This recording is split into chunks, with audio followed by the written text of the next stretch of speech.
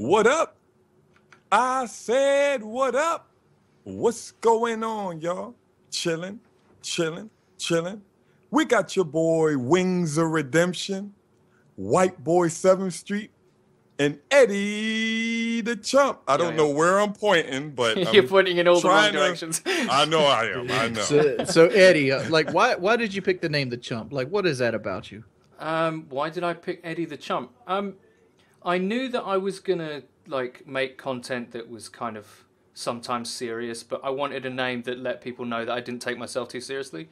And the only one I could think of that like fit was Chump. So your idea was just to destroy the expectation right away. So if you did your serious stuff and it didn't come off as well as you'd like it to, pretty much, yeah. It's a real life option select. It was just to let people know subtly that I have a sense of humor about myself, not just other people that I take the piss out of, basically.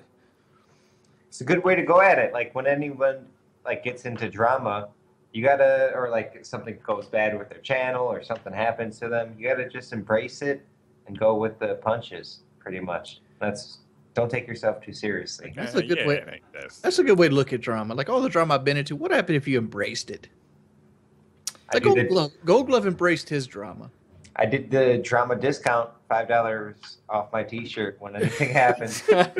It's a good way to do it. I like that idea. It's a lot of YouTube drama going around. Like the guy Biblical Reaper. Oh, what about Biblical Reaper?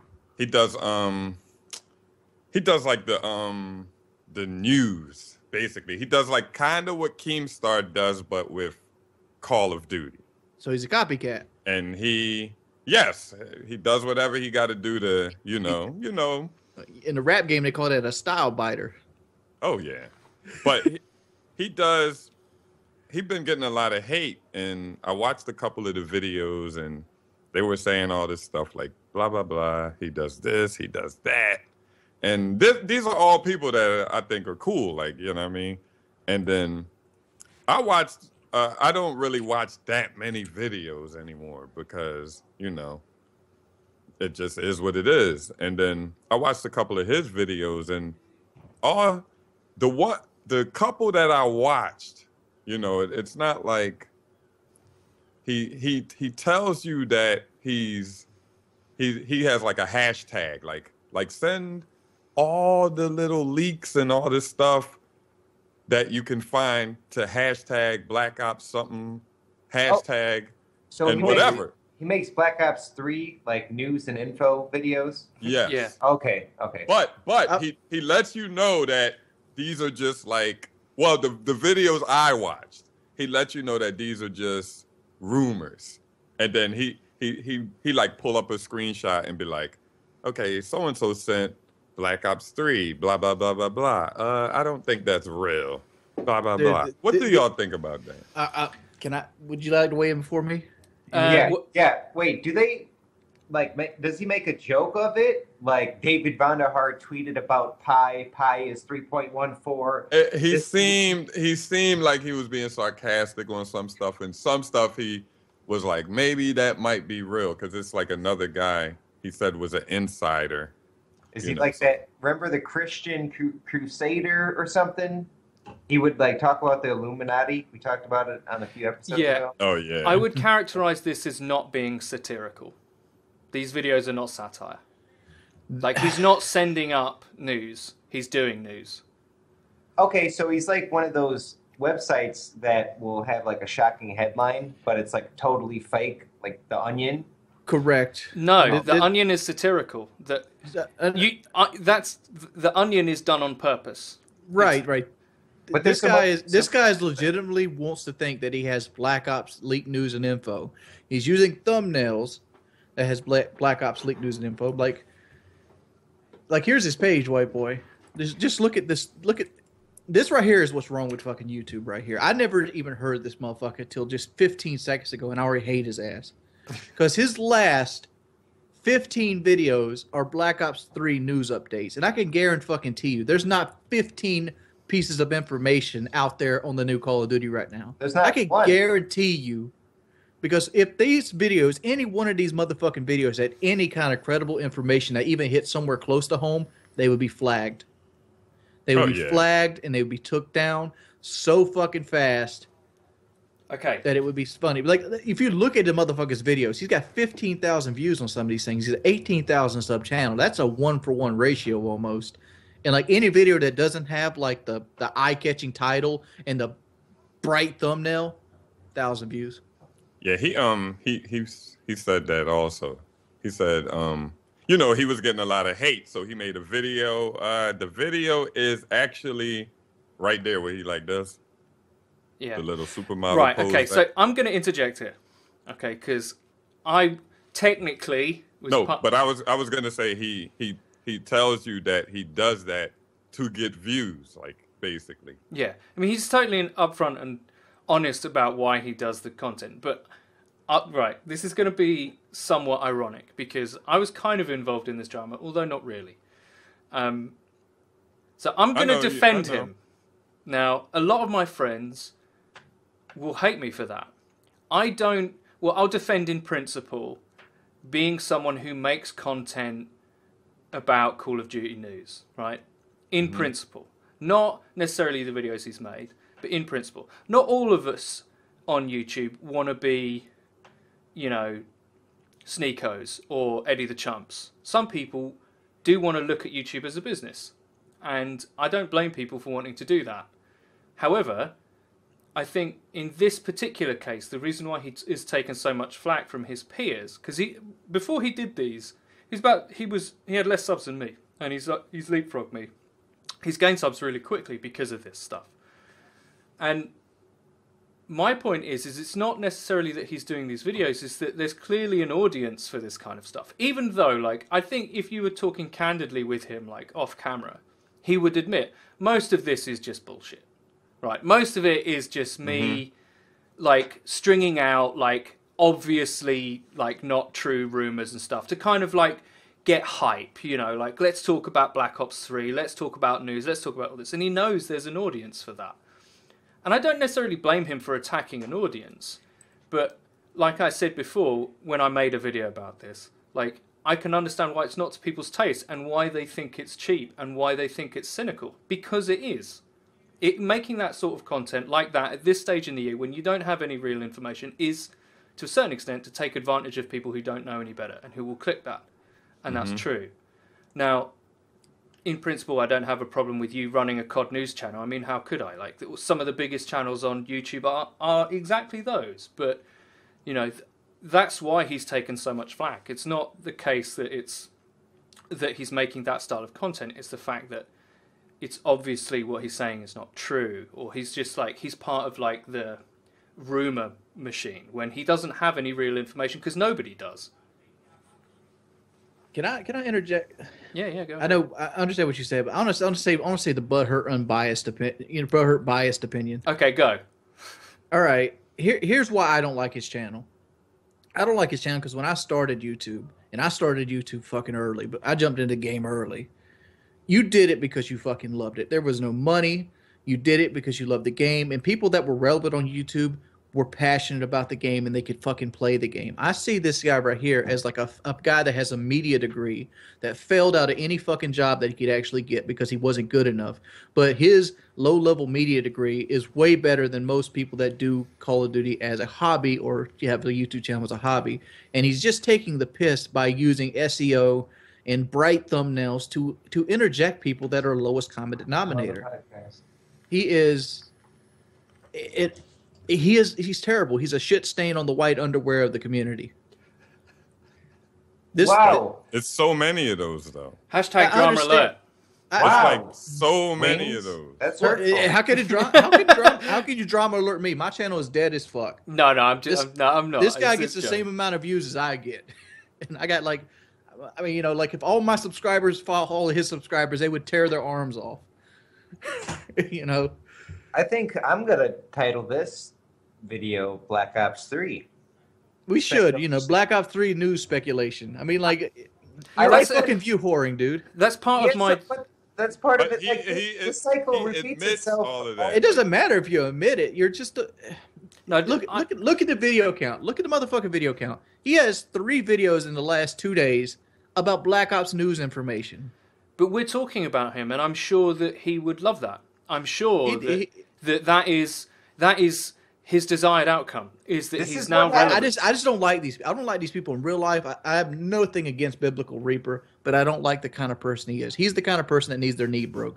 He's the kind of guy that will go that will be buddy to you in your face, and then as soon as you fuck up, like say you take your mask off in the pit or something like that because you need to breathe a little bit. Well, Jordy went and took his mask off while he was cleaning the pit. Be right up there because he think he could step on your fucking back to get one little rung higher on the fucking ladder. That's the kind of dude this dude is. He's the kind of dude that should be shot and thrown in a hole. It's pretty extreme. I mean, let's be fair.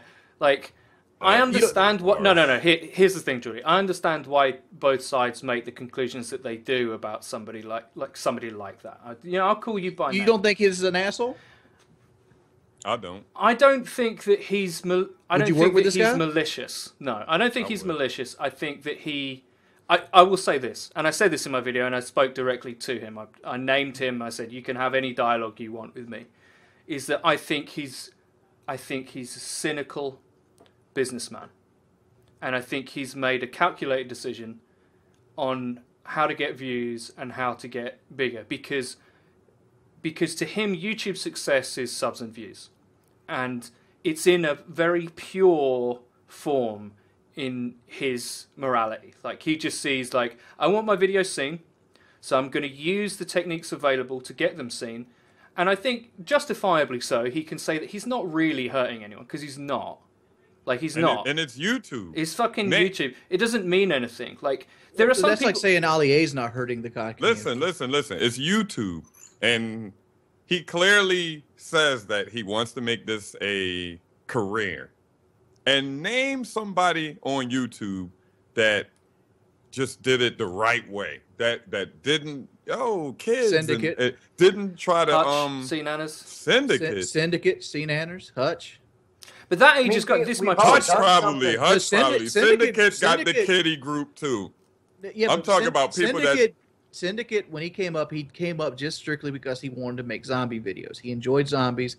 He grew exponentially off of his ability to play zombies. And like later on, he probably got a little bit more view horror with Minecraft and things like that. But for the most part, he had 1 million sub channel before he even started Minecraft. Yeah. I kind of... We've all done something, and this guy... Everybody's done a view whoring thing, but this guy, he is...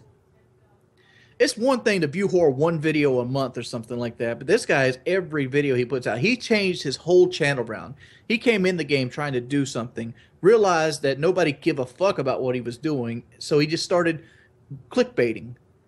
Clickbait, that's all it is. I don't think anybody watches his video and thinks, man, I need to subscribe. That's why they're not fucking subscribing. But it doesn't really take anything away from anybody. There's so many people watching gaming videos on YouTube. I understand it, but like that's trying to say Ali A is helping the COD community. Ali A has killed the COD community. If you make a video right now, white boy, in whatever it might be, you're going to be thrown in the SEO fucking danger zone with Ali A over there. And 8 of his videos are going to be there pushing yours down because of how much he's got, how much gain he's got.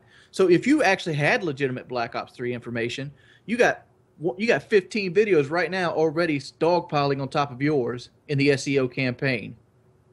If you can't beat them, you got to join them. That if that's what you're looking at. That's what I'm saying. I understand that everybody wants their videos to be seen. I mean, I've done a lot of questionable things from like back in the day, and I can kind of see where this guy is coming from. That sounds He wants to make it. I mean, yeah, a lot of questionable. Sound like a freak. Like that's the. I mean, this is my point. Is that when I said what I said to him, I said that my taste dictates that I couldn't. Like, I wouldn't want to be known on YouTube as a salesman, particularly. Like, I couldn't handle people watching my videos for any other reason than they liked me and my channel. Like, they liked the content that I made. And I couldn't be a salesman. I couldn't make a whole channel based around stuff that has nothing to do with me. Like, reporting COD news has nothing to do with anyone that makes those videos. And to a certain extent, even someone like Drifter, who I respect, I've said this before, someone like Drifter, his content that isn't in depths and stuff about COD doesn't do that great because his subs aren't there for that. They're not actually there for him. And my ego's so fragile and so huge that I couldn't handle that. Like I couldn't handle that. But I'm older than a lot of the people that are giving Biblical Reaper a load of shit, and I'm like, you waste your time when you judge other people's choices, I think, because he looks at YouTube in a very specific way. Otherwise, he wouldn't be so pure in his implementation of all the maybe dark arts of SEO, shall we call it? Like he wouldn't be so ruthless with it if he didn't truly think, no, success is more important than popularity, which is another thing that I said that I still stand by. However, like, it's not to my taste, but I can't really blame someone. This guy's Raw Instinct 2015. That's who this guy is. It does suck, like, when somebody does a commentary, like a regular commentary, over like a video, like Sneeko. Like, when he does a commentary over a regular video, I'm just listening. Like he talks great. Like, and I'm just sitting there like, damn, this motherfucker can commentate his ass off. But that's not how it is anymore. Before, that's how it used to be. Like when I was coming up, they used to be like, yo, you can commentate, and that's when I was growing. But it's not about that anymore. Like, and it's sad that it's like that. I think videos just have evolved, and the people want to watch different things. Like commentary was one of the only things that people could watch, and that's why people were addicted to watching just gameplay videos. And going back to this guy, the cycle like repeats itself. I think I grew more because people were talking about me, that I got on the front page with giveaways and asking for likes and stuff like that. I think I grew more just because everybody had my name in their mouth, and they would talk about me, and I was like a topic of the community, and everybody checked me out. And what they ended up doing for me is they were notifying their subscribers that I was giving about you.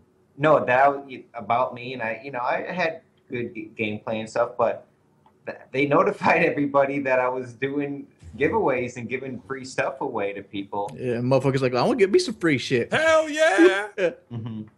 Yeah, and it was a lot of people outraged about White Boy and stuff like that, and I was one of the people like, yo, like, let the motherfucker live. Like, whatever. If he want to do a giveaway, let him give it away. Like, he's making the money, he's buying the shit to give it away. Like, he's giving back. Like, so White Boy, what is your opinion on the giveaway? I love them. They helped me out a lot. But I do see where they were wrong, but I didn't really honestly care at that time. I just kind of just wanted to get on the homepage as much as I could, and it, like, as a business, because I knew that's going to help my channel grow, and it did. And it was kind of like, it was an easier way to grow faster, and I took advantage of it. But I think it was all Woody's fault or something. I'm not sure. I think he started it. I never understood why the giveaways were a like this thing that was frowned upon. Even when I seen like X-Jaws start them up. I remember X-Jaws did the video where he had like something like $10 grand or $12,000 worth of shit he was giving away. The pool table? Yeah, like the pool table and everything. And like, I'm like, damn, this motherfucker's killing it. And like, and at that time I knew X-Jaws wasn't even doing his own gameplay. Like, I knew that. Yeah. X-Jaws had Fear Crads playing for him. And this is the thing. I think where a lot of that sentiment comes from. All right, so like the anti-corporate attitude, especially in the COD community, towards commentators that embrace the business side of YouTube and Call of Duty and all that stuff. Where that sentiment comes from is it comes from the people that were around when the scene started, right? And they saw YouTube and YouTube videos as like a scene, right? This is like an underground cool little thing for people that are fans of the game, and we share our videos, and it's a really cool little community. And as YouTube has got older, especially, in gaming, it's become a lot more corporate. And the reason for that is because advertisers now realize, like, they were fairly late to this, but they now realize that someone's favorite YouTuber is a much better way of selling products to somebody than any advert. right? Because audience members trust these people. They trust them. They're their friends, right? Remember what we were talking about PewDiePie a couple of weeks back? Like, everyone wants to be his friend. Well, if your friend is making a video and he's like, oh, well, I use this or I use this, that's a much subtler and more effective way of getting you to make a purchasing decision than any TV advertising or print. And the reason why people kick back against that side of the industry is because people remember it as being something different at a time. But the reality is that it is that now. Like, the biggest channels are all kind of corporate, and that to me is sad to a certain extent, but I don't necessarily blame people for wanting to make a channel where they can earn money playing video games and posting videos about news. Like, I mean, that's not like a manual labor job, and they're earning far more than they ever would have done, probably in a lot of these people's cases, through like educational traditional employment. So I don't blame people for doing that, but that's where it comes from. It comes from, this used to be cool, man, and now it's sold out. So it's not just Biblical Reaper. He's the latest person to feel the community's wrath. I don't know. I just have this sense of it. It's not. I just feel like I know what you're saying, and it's like there's no such thing as a wrong way to do it. You grow, you grow, you grow. The people dictate what they want to watch. Yeah. But something in my heart says if this guy was Sandy Ravage, I wouldn't give a fuck. If Sandy Ravage was out here fucking beasting and growing like a motherfucker, I'm like, damn, Sandy's a fucking good ass player. He loves the games. He knows what he's talking about. You know. Yeah. Bam. But motherfuckers like Sandy Ravage and like myself and like XCal. almost all the XCal, they're done. Like, our channels are old heads that are just dead. Yeah. I mean, like, It's not about that commentary. My personal opinion, my channel's not even worth the space that it takes up on YouTube anymore. No, it is, and I'll tell you the reason why it is. Because actually, a lot of advertisers and a lot of people, if you wanted to be this, right, they see your sub count. And because they don't really understand new media, they don't understand that your current views aren't, like ridiculously like what they were 3 years ago. But they see that sub count and they go, wow, that's a huge potential audience that we can reach. And there's a lot of opportunities for people to make different kinds of content that will pay well. However, you've got to make that decision for yourself. Do you want to be that kind of person? Just a final thought. I can't be that kind of. I can't be that kind of. I don't think I've turned down. Yeah. I've turned down advertisements because I knew I wouldn't give them their money's worth. Yeah. Well, I never thought of you as that kind of person. I'm not judging people who are like that, but just one final word. Like, Sandy's channel isn't great. If you watched his live stream, have you watched XCal's live stream? They stream together now, and they get like 1,000 plus. Like, yeah, I know XCal kills it on his live streams. Yeah, but like, it's a different environment. Like, I can watch XCal live stream Bloodborne, but when he puts it on YouTube, it sucks. Like, I can't stand people that take their Twitch and upload it straight to YouTube. That's terrible. Yeah, I don't like that either. I love doing White boy kicking off. Well, I actually, love doing that.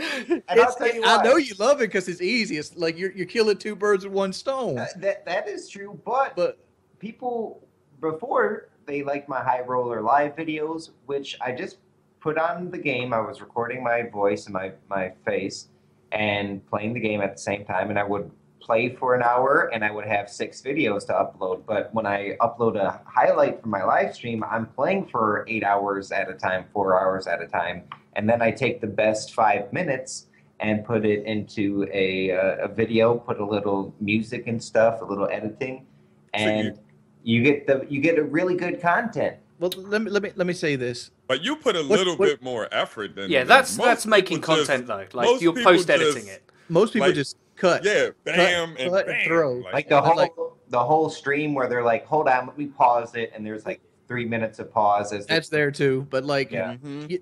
like when watching XCal play Bloodborne on stream, you're in that stream mindset, but on like YouTube, it loses the personal aspect of it. When I watch Let's Plays, there's that personal aspect, huh? It's the reason why it's different on Twitch to when you watch it on YouTube is you can't see the live chat on the YouTube. Well, the chat makes a huge difference. XCal puts his chat on the screen. Oh right, yeah, no, that's true. He does. There's a Google app that can do that if you watch Twitch. But it's the personal. Like I like to hear I like when I'm watching a Let's Play, I like to feel like the person's talking to me. And I'm watching him play, and we're like sitting buddy buddy on the couch. I'm like, yeah, motherfucker, that's cool. I don't get that. You don't get that when somebody just cuts a live stream and is like, "Oh, thanks for the donation."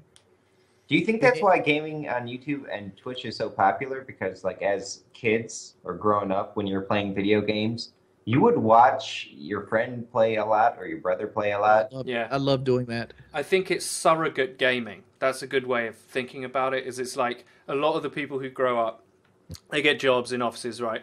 And they can't game as much as they want to because they're in relationships or whatever.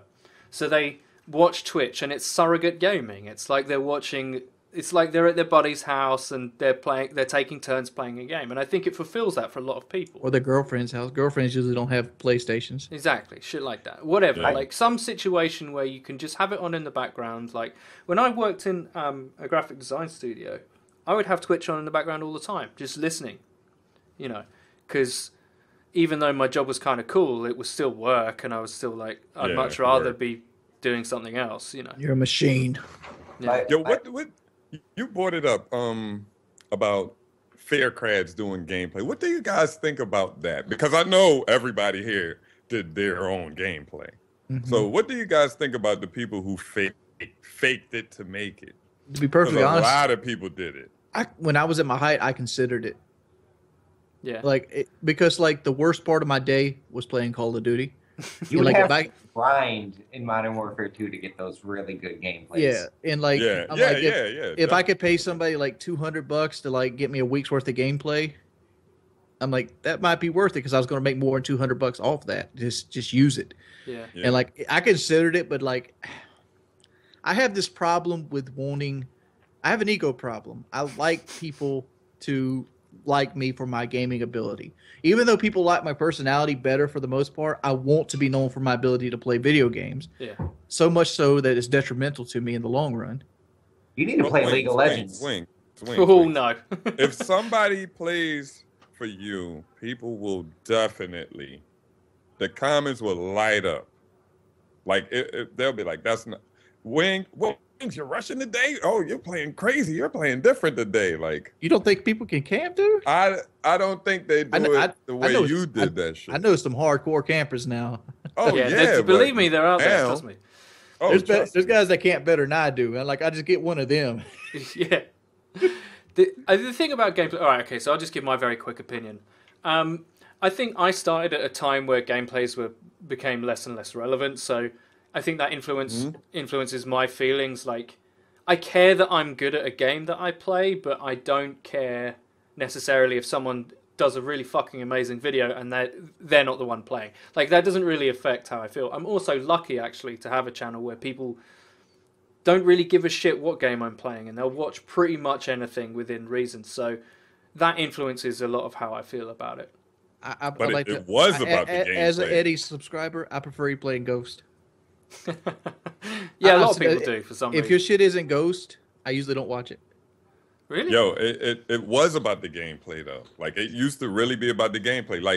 Like Wings and White Boy would know. You could by yourself, like White Boy said, you had to grind for them great gameplays, but you could get them regular channel gameplays easy, like your channel. But the machinima gameplays, you had to really grind for them, Jones. My favorite thing about watching gameplay now is wanting to play the game after I see someone else do really, really good. Yeah. And I think that's lacking. That shit never goes over. That does not happen anymore. See, for me, like the Mark and Jay, I used to watch him play Black Ops 2, and I hated Black Ops 2. But I watch him play Black Ops 2, I'm like, I'm gonna pop Black Ops 2 in. But when I watch him play Advanced Warfare, I'm like, nothing will make me want to play that. He doesn't want to play that though. We agree about this about Marco J. I'm a huge fan of Marco J. And I played Ghosts for a year. There's obviously something there I like about the game, whether it's the hit detection or whatever. Some of the guns I really like. There's a lot I don't like about the game, but I used to watch Marco J all the time, and he'd just play Drop Zone and just smash kids to pieces.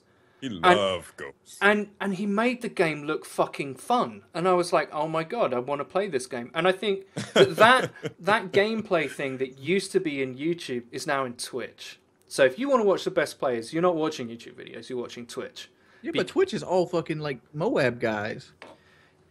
Not necessarily. There's people like Jay. There's people like XCal plays Advanced Warfare, and his streams are fucking amazing for that game. That made me want to play the PC version of the game, and I'm glad I did because it's really good. Like I watched PwnStars.com. See, you make me want to test. And I hate Advanced Warfare. I Dude, played it you today. play it with me, I you'll posted enjoy a it. video. You play it with me on PC, you'll enjoy it. Advanced Warfare today, but like I don't know. If it go to like $6, I'll probably get it. Did you see they added a grappling system in Advanced Warfare now? Yeah, I heard something like that. it looks fun as shit, man. Like that looked fun to me. The grapple to me seems like it's like a B-side. It's like something they had in the original game, but they cut because they were like, it's just better. When you say grapple, you mean like you can grab another player? You could, well, it kills someone if you hit them with it, but it's like a Zelda hook shot. Grappling hook. Oh, like a grappling hook. Yeah. I thought you meant Hard a grapple like a wrestler's grapple. No. Like a shoulder mounted grapple. Get over here. A shoulder wrist mounted. So it's like the Zelda hook shot essentially, and it's crazy fun, man. But Why doesn't Batman have like an exo suit? I know Iron Man does. Batman doesn't. Just has the belt. He just has the belt. But if I remember correctly, his suit's supposed to be like almost like wire infused, so it actually is more structurally sound. Yeah, he can't get stabbed or shot. Right. Like I remember him getting stabbed in the original movie and like broke the knife and stuff. Yeah. They talk about it in Batman Begins. They're like, you can't. This is stab resistant Kevlar and all that kind of shit. No, I thought a dog got through on The Dark Knight. Like he was in a parking lot. There was a white van there. They sent dogs at him. That was the fake Batman, weren't it?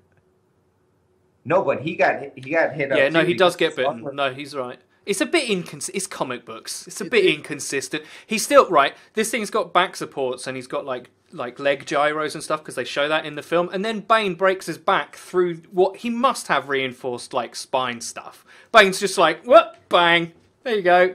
Don't worry about that. Probably break Bane's leg if you think about it. That much weight. Fucking hell. Anyway, comic books. Bane looks like a beast in the fucking movie. In Yeah, real life, he's like 5'2". No, he's my height. He's 5'8", so he's not tall. Yeah, he's little. Dude, I'm a fucking giant compared to Eddie. Yeah, like Bane is a little motherfucker. That always surprises me when you talk to people sitting down and you get up and you're like, oh.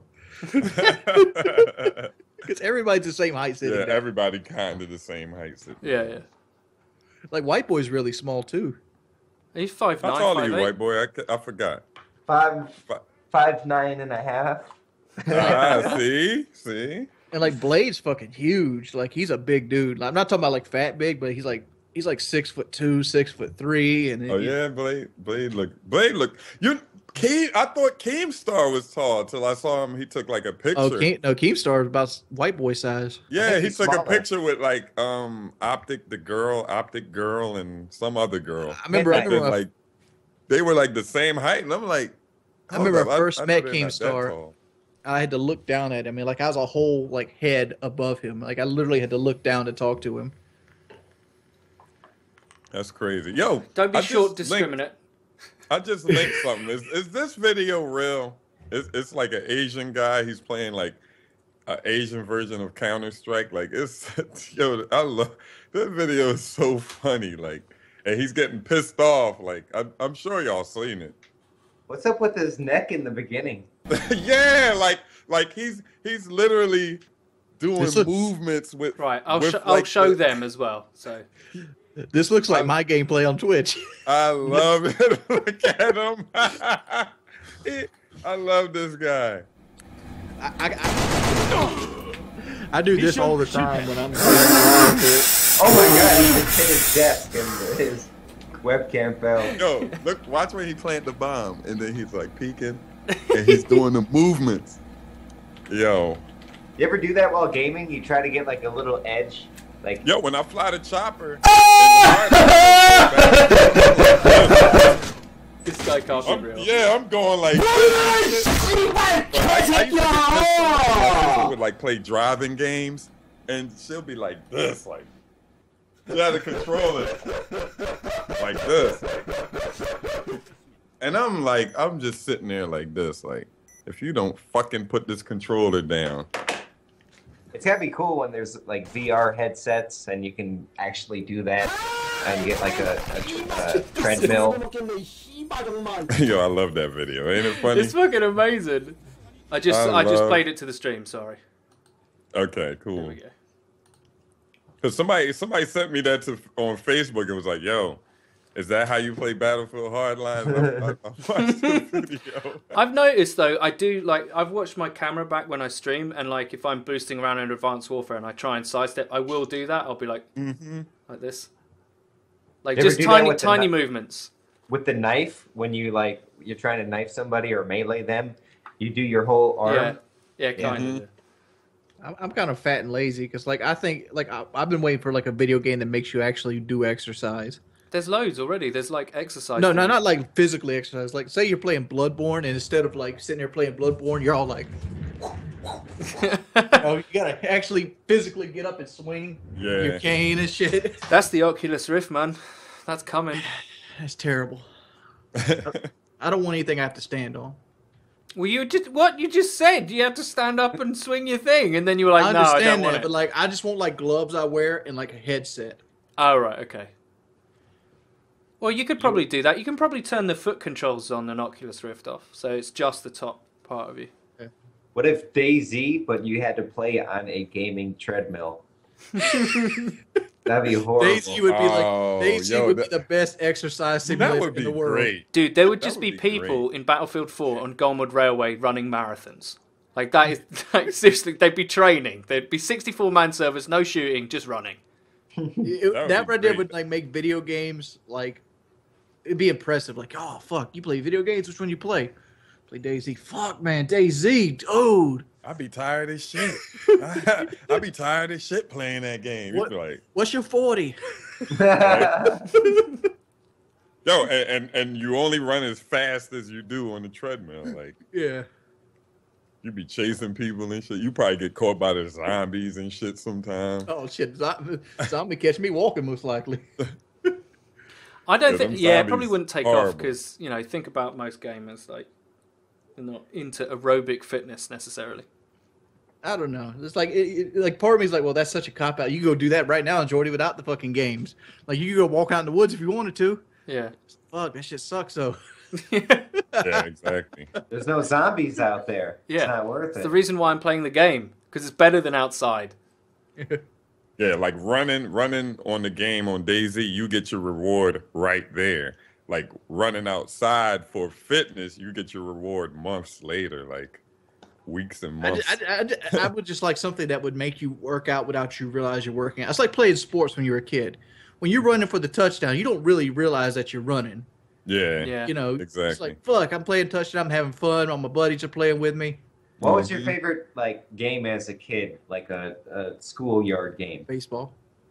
Baseball? Same one I like now. I like dodgeball a lot. Oh, I love dodgeball. That's basically baseball with your foot. Schoolyard game kickball. We used to use like this I don't know, I guess a kickball. As Like an red- adult, I realized that we play kickball because the girls couldn't play baseball. red, burgundy red, whatever. Mm-hmm. And then I used to tell my teacher, roll it bouncy. And then he would Yes! bounce it up. Yeah, kick the shit out of it. Boom! See, Out. being English, I would be a heretic if I didn't say football. But honestly, what British schoolyards are like is just like imagine a concrete box with like 100 kids, one ball, and everyone kicking each other.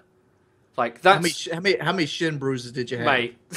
I've Like there'd done be that like before. You would kick a slide ball tackles. and There another were unwritten rules. Like you're not allowed to slide tackle on concrete because you didn't want to have to go around to someone's house and apologise to their mum and shit. Like why are their knees all cut up? But every once in a while, someone would jump in with a terrible challenge on concrete. When you're like 8 to 14, you don't notice this shit. You're just like, yeah, whatever. Yeah, we played something called Killer Man. It was football and it was on concrete on the city street.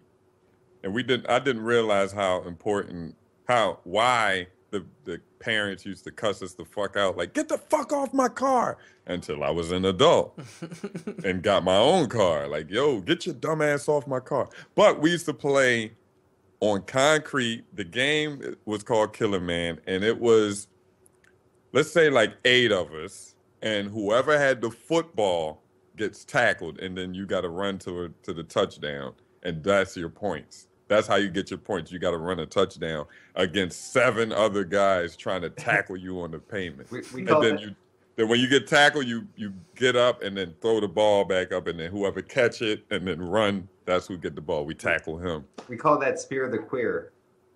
Okay. Yeah, I knew that was like a different name. Yeah, that's what we everywhere. called it in my Spirit of Queer. Because I started thinking like we didn't have footballs in like my middle school and elementary school, so we had all we had was dodgeballs. So we played soccer with dodgeball, we played football with dodgeballs, we played dodgeball with dodgeballs. Yo, we had another game called Hide and Go Butterbeat. And it was like hot, you hide something, not something, but it was actually a fucking belt, like a leather belt. And you and your friends go and find the belt. And the person who hides it tells you, like, if y'all running down there, cold, y'all cold. And then y'all come back hot, warmer, warmer, warmer. And then it's like 5 of y'all trying to find this belt. And then whoever finds the belt whips everybody's ass, like that's around them. We play some crazy dumbass games, man, that you think about it like, wow, that was fucking dumb as fuck. It's funny about childhood, isn't it? Like, you could be entertained with nothing. You could make stuff up. You didn't need consoles or anything. You could just make shit up. And as you get older, you're just like, you have essentially my device, my fun device, which I use to play games and shit. Speaking of games... I gotta get a GTX 980. Yeah, more frames for my fun. Speaking of games, did anyone watch COD Champs? Anyone? No, I don't think so. I watched a couple of the games. I really like TK, Sharp. I like certain people. Like I like Sharp from TK. I didn't catch any of their games. I love Aches from FaZe. From FaZe. I love Fair Moho, but Fair wasn't in it. So I caught a couple of FaZe games, and that's it. I didn't watch. It was like a internet crew that was in there that did pretty good. Yeah, there was a lot of surprises. I guess Optic didn't do, like, no teams really did good that were supposed to, I guess. Yeah. But JCap and Clayster. Yeah, 2 former Optic players were on Denial. The Wolf. What? Denial. That's Denial, right. So are they a Wolf? Yeah, I think so. They got dropped by Optic, both of them, at other periods in time. Yeah, everybody gets dropped, though. And then Denial handed Optic their first loss in the tournament. Then they got beaten by FaZe. Though. And then... I remember I've had to... Yeah, carry on. I've had this discussion that the one reason that I can't get into like COD championships is because they never have roster lock-ins that actually count. Like when I watch a baseball, I know who's on my team the entire year. It's not like one championship my team will be this, the next time they are out there this, next time they're out there this. They constantly are flip-flopping players to the point that the team name means nothing anymore. Exactly. I mean, like the team name means nothing. Like if you go Atlanta Braves, you're like, oh man, there's Freddie Freeman. Freddie Gonzalez coaches it. They work with what they have. They don't do that in that, and it kind of makes it lose because you can't have your favorite team because your favorite team has flaws instead of just constantly trying to fix that flaw. I think a lot of... And some of my interests, some of my interests left because of that. Like Team Fair, they had like some Moho, players, Assassin. and then like this past year coming up, they had this guy named Neslo and another guy named Dito, and Assassin and Fair Moho, and like they didn't do good. Like they did good, but they didn't make it exactly into the into the league. You got to like qualify or whatever, but they did good because they played like best out of 3 games. I don't that doesn't even make sense. Like Optic and those guys play best out of 5 in Call of Duty. But when you're trying to qualify, you're playing best out of 3 in the open bracket or whatever it's called. And like they lost, they got up there like one game close to getting into the league, and then they lost. And then since they lost, Neslo and Dito left the team and went to another team that won and got in there. And like, it's too much freedom to move around. Like, it shouldn't, you should have, if you go on a team, you should be locked in there for at least half of the season. Like, period. Yeah. I think there's two challenges facing COD esports. One is there's another first-person shooter which dominates the market in esports, and that's CS:GO. Well, there's a few problems, right? So there's that. There's the emergence of CS:GO being really successful. Then there's the fact that watching a lot of the scrims or watching a lot of watching the pros play before the tournaments and all that kind of shit. That's all on MLG, right? And the tournaments, for the majority, are on MLG. But a lot of the viewer base for esports watches Twitch, and there's like 130,000 people watching the final. And now, admittedly, that would be bigger if Optic were in the final, especially if they were against someone like FaZe or someone that they had beef with, right? So that would drive the numbers up a little bit. But in my mind, like, they're not on Twitch. They don't expose their sport enough on the platform that everybody casually uses to watch every other fucking esport that there is. Like League of Legends, CSGO, Dota, Hearthstone, all those games that are massive, they're all on fucking Twitch, right? So even if they had the opportunity of attracting that interest, no one's going to go to another fucking site and, you know, fucking disable ad block and do all this fucking bullshit and sign up and all this kind of crap. So they're like, they've cut their numbers anyway, right? Just by how they implement watching the fucking thing. And I just think, to a large extent, because it's played on console, there isn't that much difference between a really good player sitting in their bedroom and a pro. Because there isn't. Like, COD's an easy game, everybody knows it. It's like, playing at that level isn't easy. Like, the difference between being the best team in the world and the second best team, it's obviously, you know, it's difficult, like, for them it's at that level. milliseconds. But, yeah, but, like, there's aim assist, it's a 3-shot kill, do you know what I mean? It's not CSGO, it's not the depth of the metagame in any of the other huge esports, and I think that's its main problem. I think it's a viewership problem, and I think it's the game's problem. Like, I think also, someone's, sorry to cut you off, Joe, but someone said something very interesting the other day. Shout out to JX23, he said this. He was like, the game changes every year. The other sports don't. The other sports are the same game for nearly decades, and they update. Constantly updating, making the game better, so people can follow the sport for longer because it's the same game. It has little like balance and meta patches, but it's the same game. Whereas a COD comes out, like Ghost, Infinity Ward were just about as bothered at making esports as they were at making a good game. Like, clearly not very much, right? They weren't that fussed about it. They didn't have the fucking, you know, they didn't copy Black Ops 2, which is what they should have done for just esports, you know, league play, all that kind of stuff. Yeah, they didn't do that.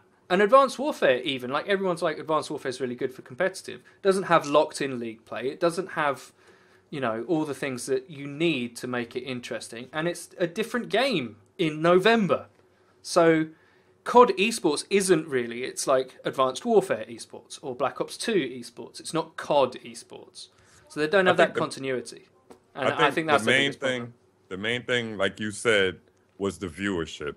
Like when I stream on MLG, people literally say, I don't have an MLG account. And like when I'm streaming, I see the viewers. Like I see I got 150 people in there. But it's no one chatting. Like it's no one chatting. And then I get tweets. Like, yeah, I'm watching your I'm watching your stream right now, but I just can't talk because I don't want to make an MLG account. And people are really people really are uptight with making an account to another site, you know, signing up and then them emailing you and all this dumb MLG, stuff. So they just watch. It's not as good. It's simple as that. But they did stream the COD Championship on YouTube on the official Call of Duty. Yeah, but YouTube streaming's not as good as Twitch. No, I think it's better than MLG, and it is a bigger platform than MLG, obviously. I found it interesting that Fwiz came back to commentate after he left MLG, and then the championship is on YouTube after Fwiz gets a job at YouTube.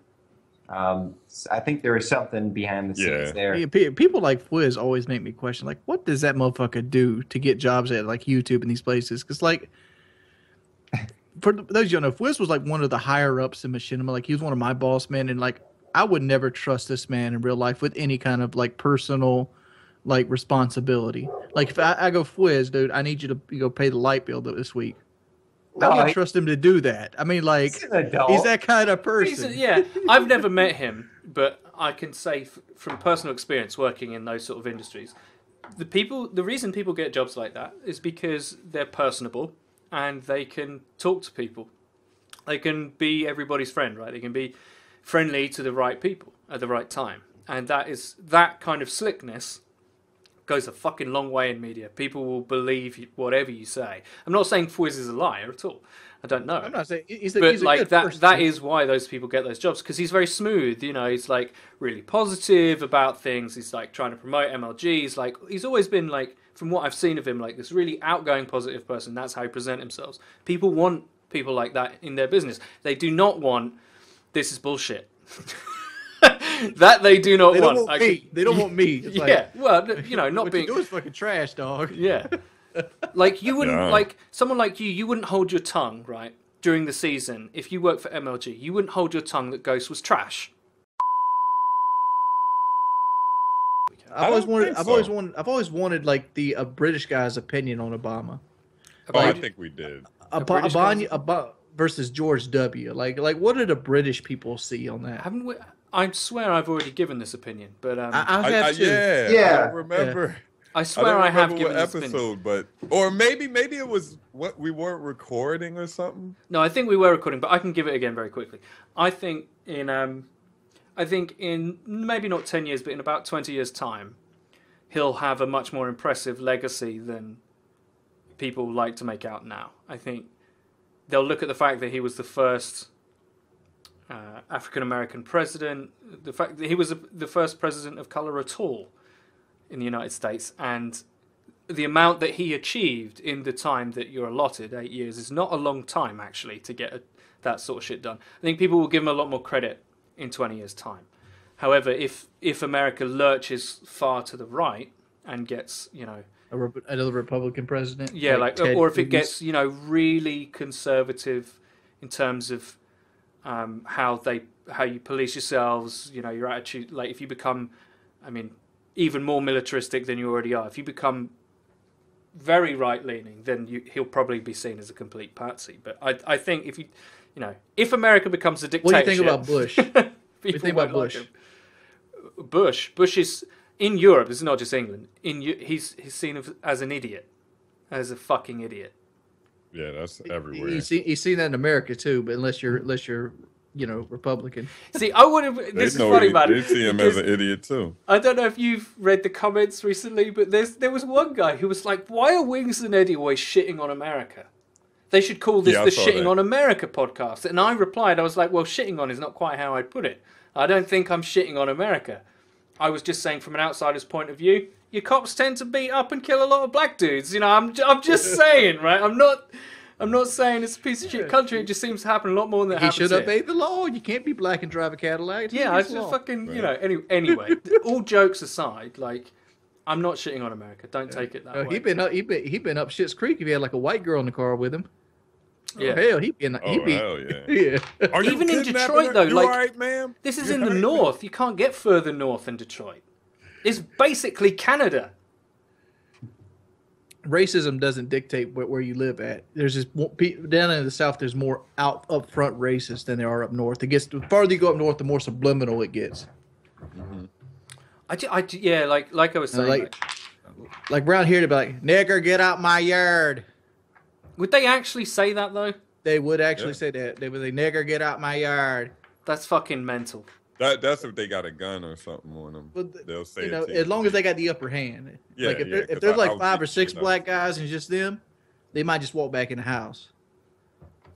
But if they have like a barbecue, My brother told me a story about he was riding. He ride a bike. Well, he used to ride a pedal bike when he sells his drugs and drops his shit off. and he was about 10 blocks away from where we are. We stay on 60th Street, so he was around 70th Street. And somebody, I'm gonna call you right back.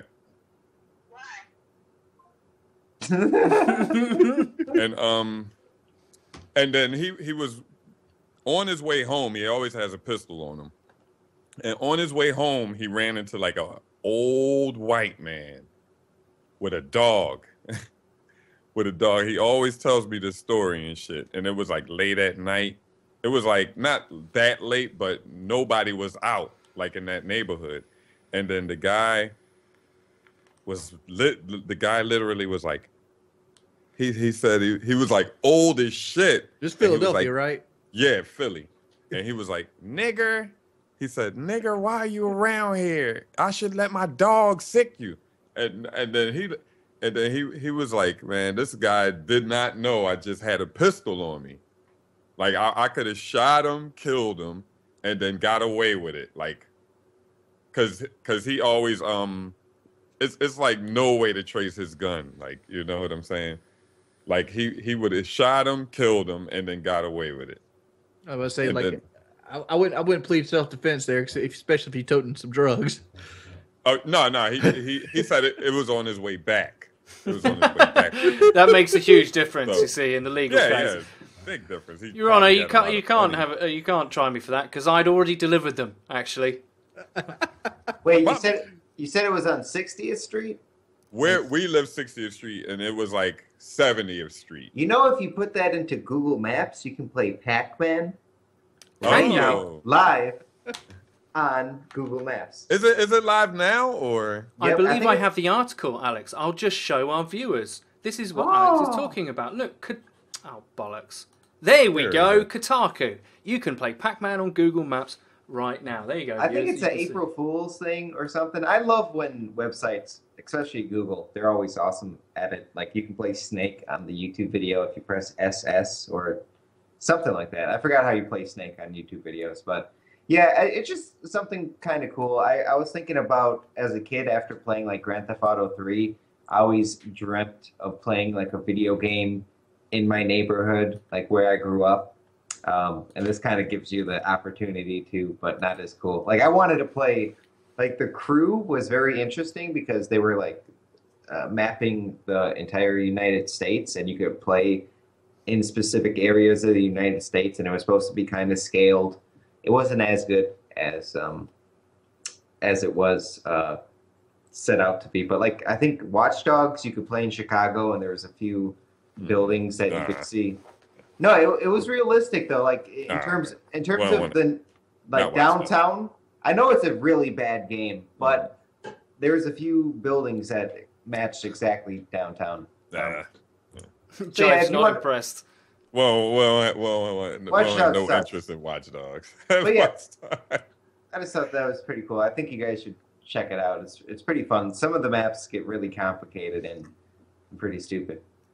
Hey, how far is this is way off the subject, but how far is Wiener Circle from you, white boy? Wiener Circle, It's a like a Chicago thing. a hot dog place. Careful, you don't reveal too much here. Well, They, Dude, Eddie, Wiener we're at the point Circle where you in, can just punch our name in and get Chicago. our address. That's true. I'm just literally, you punch my name in, you can get my fucking street address.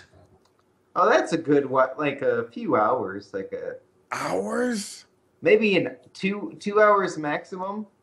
Oh, because I'm definitely gonna go down there. I'm You're gonna going to go Wiener down Circle.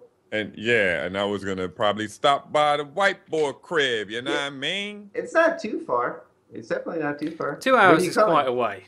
Yeah, that's. Oh, it depends what kind of traffic. Okay, You're maybe talking about walking, But, though, right? but let's take. Eddie is from England. 2 hours is like the whole continent to him. No, not Yeah, quite. that ain't far. Yeah. Yeah, like in the United States, 2 hours isn't really far, Eddie. Like South Carolina, you can drive 6 hours and still be in the state. I'm playing Pac-Man on Wiener Circle right now. That's awesome. There's no circle. Oh, there is a little circle actually, a little roundabout. Wings, weren't you talking about before the show about Chicago violence? Like there's the stop and frisk.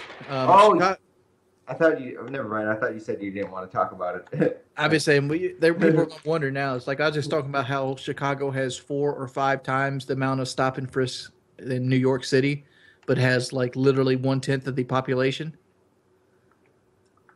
It's crazy in Chicago. Yeah. Like they break it down. Like in one neighborhood, like a rich neighborhood that has like 15% blacks. Blacks still take up like 68% of all stops. Do you think that culture will ever change? No. Nah, it won't. It won't.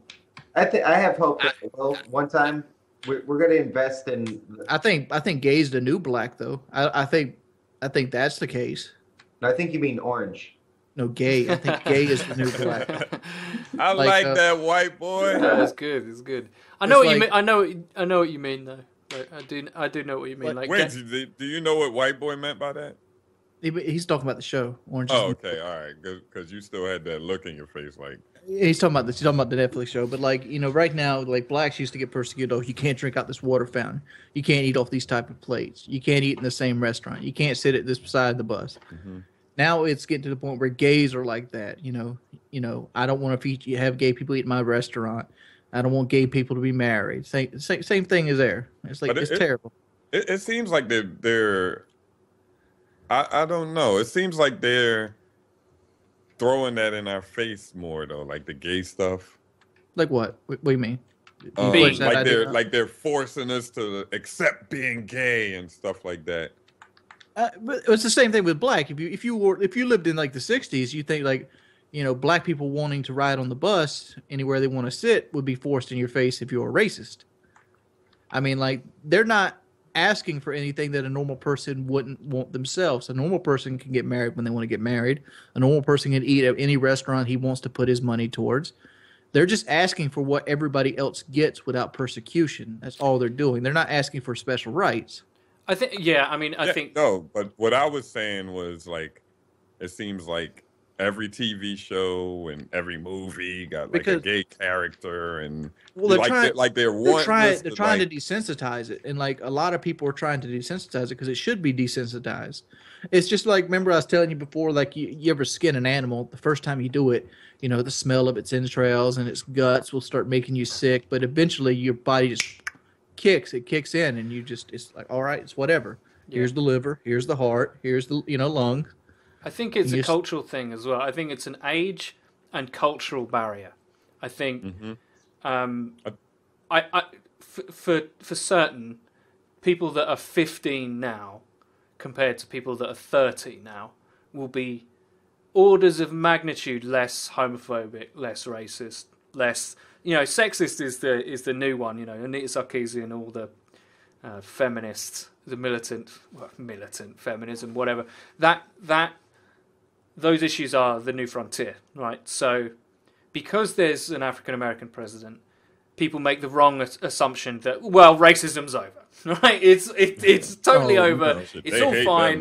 If you complain past this point, I voted for Obama. If you complain about racism past this point, I'm sorry, you're full of shit. Right, now that's not true, obviously. Racism doesn't just end when Obama became president. But to a certain extent, I think the culture feels that issue is being addressed, whereas like issues about treatment of people with different sexuality or different gender, like they're always going to be at the forefront of our cultural exchange. And the reason for that is because America isn't one country with one set of values. It's a huge country with little countries in it, right? Little nations, states that are to greater and lesser extents, like either more politically conservative or religiously conservative or all that kind of stuff. And you're all like trying to live as one giant bunch of people with common values, ruled by the same laws and stuff. But you're actually, Texas compared to Rhode Island is vastly different. I mean, Texas executes people with learning difficulties, for fuck's sake. Like, Rhode Island, as far as I know, doesn't have the death penalty. Like, that difference in geography is going to be huge amongst, like, the culture and shit. It's going to be massive. Bless you. Oh, I thought I muted myself. No. No, you turned yourself up, Alex. I turned it up? You amplified yourself. Oh, my God. I'm dead. Am I really loud right now? No, you're not. I'm Okay, teasing. I totally got this backwards. Yeah. Just to the hammer's point home, like it's not an on or off switch. Like racism never is going to be an on or off switch. It's something that you got to keep turning the dial down until it eventually is at such a low volume that you just don't notice it anymore. Like you can't say today that America is more racist than it was in the 60s. In the 60s, the police were shooting motherfuckers with like fire hoses. And like this was the people that And it was cool to do it. And these are the people that you paid to protect you, shooting you with a fire hose. And like that gives you a good example that the police aren't always right. And like people are like, well, just submit. Like these motherfuckers used to blast people with fire hoses because they were told to. Mm-hmm. Yeah. And like, I don't know. I don't want to get started on the cops again, but like, I think the militarization of police is terrible. They have tanks now. I didn't know this. We have a tank. Myrtle Beach has a tank. I showed it. It's not a tank. It's an MRAP. It's a mine-resistant vehicle. Oh, right. Okay. But it's bulletproof. It can take a 50 caliber round. And also, Battlefield it's a tank Hardline, compared to regular people. Is it like Battlefield Hardlines? Like there's a really good vehicle. Those are called Bearcats. Yeah, the cat. The Bearcat. Yeah. We don't have a Bearcat, but we have an MRAP. Like it's a cat. there's a cop over there. I love that. The cat. Yeah, I love that. There's a cop over there. That dude, he always flipping somebody to bird. They got a fucking pork chopper. Yeah, have you seen some of the magic reloads that you get like 1 in 10,000 in Hardline? Have you seen the Desert Eagle one?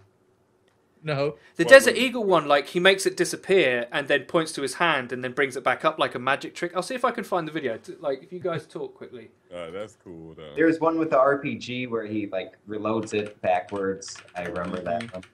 I thought they were like glitches. Then they was like, nah, that's part of the game, and it's like a couch or something on. Yeah, you can drive a couch. Yeah, I've got it. I can show I love that on screen. I love that in video games when they do just cool little shit like that. Here's Nintendo Desert used Eagle to do reload stuff was. like that. Little things go a long way like that. There's actually like passion in the game because like people, I don't know if you're. Infinity Ward wouldn't do that to Call of Duty Ghosts. Like, there's nothing. Is there anything cool in Ghost like that? I don't know. The off button. I like That's that. good. That was great. No, there is, but in the DLC, there's like aliens and they put a chopper gunner in it in DLC as a map kill streak. They realized, I think, when the main game came out, they were like, "There's nothing fun in this." Yeah, right. Like there's nothing COD about it. Remember? Hold on, what? I thought Eddie linked it as Eagle. I didn't get it. Yeah. Oh, sorry. Yeah, no, I'll do that now. I showed it on stream. Sorry. Yo, remember back in the day in our games, like when our game was messed up, it was messed up. Like we couldn't do anything about it. Like if it was a glitch in the game, it was no patches, nothing. Like your game was just messed up. Like Modern Warfare 2, messed up. No, he's talking before that. Like I'm talking about like like cartridge games and stuff. Yeah, like snares and test shit. That so many times. Like QA testers, I think that's their title. That must be so boring. Like they're just jumping, pressing every button combination, trying to find something wrong with the game. That's what Call of Duty kind of did. I think they saved a lot of money. They just put out these games not even done, and they have us QA test them. Yep. That's pretty much their plan, I think. Oh, let me do a commentary about it. They need to fix this. They need to fix that. David Vonderhaar, freak ass. Remember when the game first came out, Hijacked, and the spawns were only here and here? And I made a video called "Let Me Talk to You, David." He blocked me after that video. And I told him, you got to make the spawns under the boat and at least on the balconies or something like that.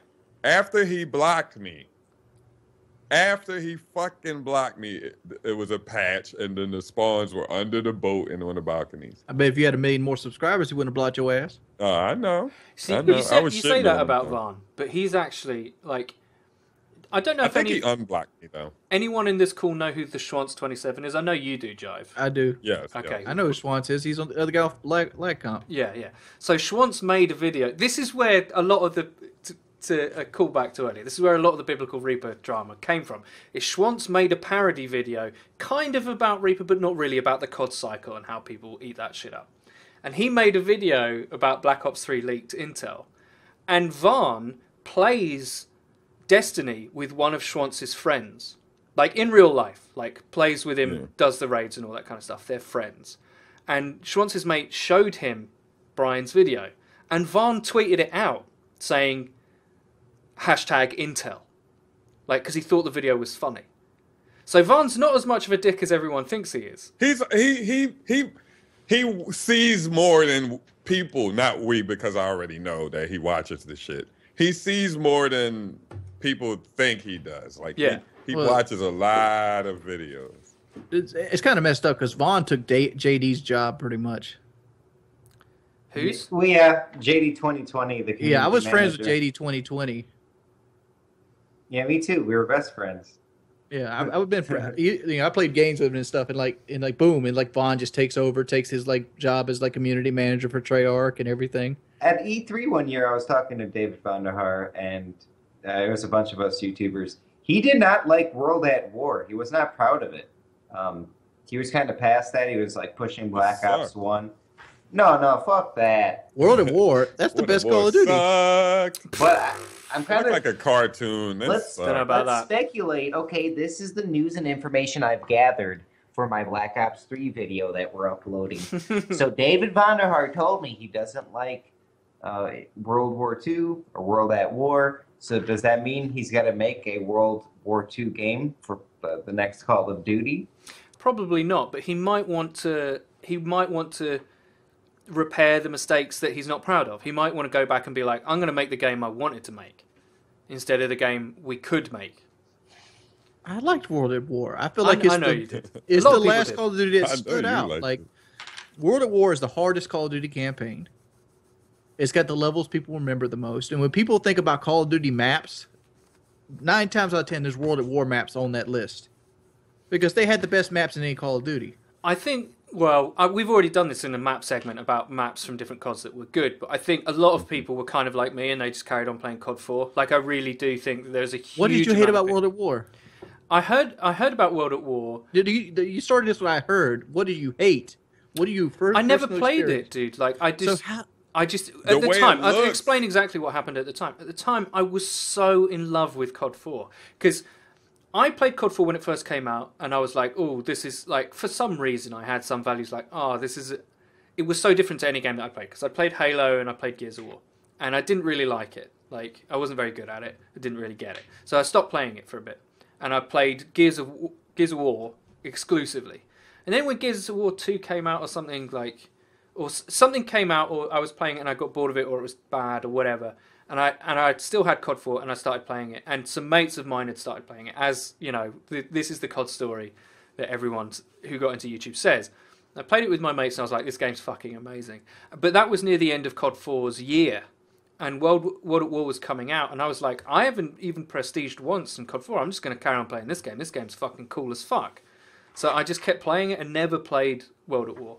And I think I had relatives that fought in World War II, and I don't know why, but I do have an issue with playing a game that's getting enjoyment out of something that really happened. I don't know why I'm like that. I'm not saying people are wrong. It's all good. England ain't in World at War. Yeah, it's true. I don't know. Just the thought of like using a flamethrower on people in Japanese trenches and knowing that shit happened and really happened. Yeah, it's just something that if it's modern warfare, this is just fantasy bullshit made up by the NRA. Russia invades. Really? Is this the 1980s? Whatever. Anyway, we'll look past that. Like, I can get with that because it's not real. And Black Ops and all this other stuff, it's fine. But it gets you in the gut when you realize because a Japanese leader was so tyrannical and so honorable that we had to create a bomb that could literally destroy the atmosphere on the Earth to stop him. Yeah, it kind of makes me just really deeply uncomfortable, and it less so now, but at the time it World really of War had influenced. fucking gore in it though, dude. Like you literally could take a 30 caliber machine gun and you could cut a guy in half. You could literally cut a guy in half with a machine gun, or like you could shoot him with a PTRS and his head pop off and shit. It's like wow. Yeah, I don't think the head ever made popped him off. stop. I think they made him stop that. I think the helmets would pop off. They never showed like a head exploding, or did? I don't think I played a lot of World of... It might be a rare, but I'm pretty sure I've seen a head pop with the PTRS. But yeah, they would become little potatoes with no legs. I think World at War's downfall, if there is any, I love the game. It's one of my favorites. But COD 4 was just so good that people didn't give it a chance that I really think they should have. Because back in the day, the Call of Duty community was split. A lot of people stuck with COD 4. A lot of people moved on to World at War. And I was one of them. And it's such a good game. I love World at War. I think, yeah, no, I know you do. And to be fair, I went back and bought it. And what I did play of it, I really liked. Because I love unscoped bolt actions. I love that. Love that. Love that voice shit. Acting. And the voice it's acting. so satisfying.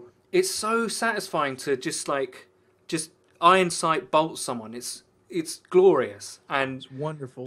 And it should be in more games. Like it should be. Yeah, it is in Advanced Warfare, but it's in but Advanced the guns Warfare are so fucking strong. You have no chance. Yeah, no, I mean they make it a ball ache to get as well. It's like 40 headshots before you cannot have a scope on your gun. Like that never made any sense to me. It's just like the ballista. The iron sights are right at the end of the gun, where you'd have to grind all the way through. Look at where COD went from COD 4, World at War, Modern Warfare 2 to Advanced Warfare. Like, I think they didn't give themselves anywhere else to go. I think, let's think about this logically. You've got present. You don't have to go nowhere else, though. You could literally just give me new maps and different guns. Yeah, exactly. True, a lot of people say that, right? But that's all right. So that's a vote for staying where we are, right? But really, they've got look forward or look back.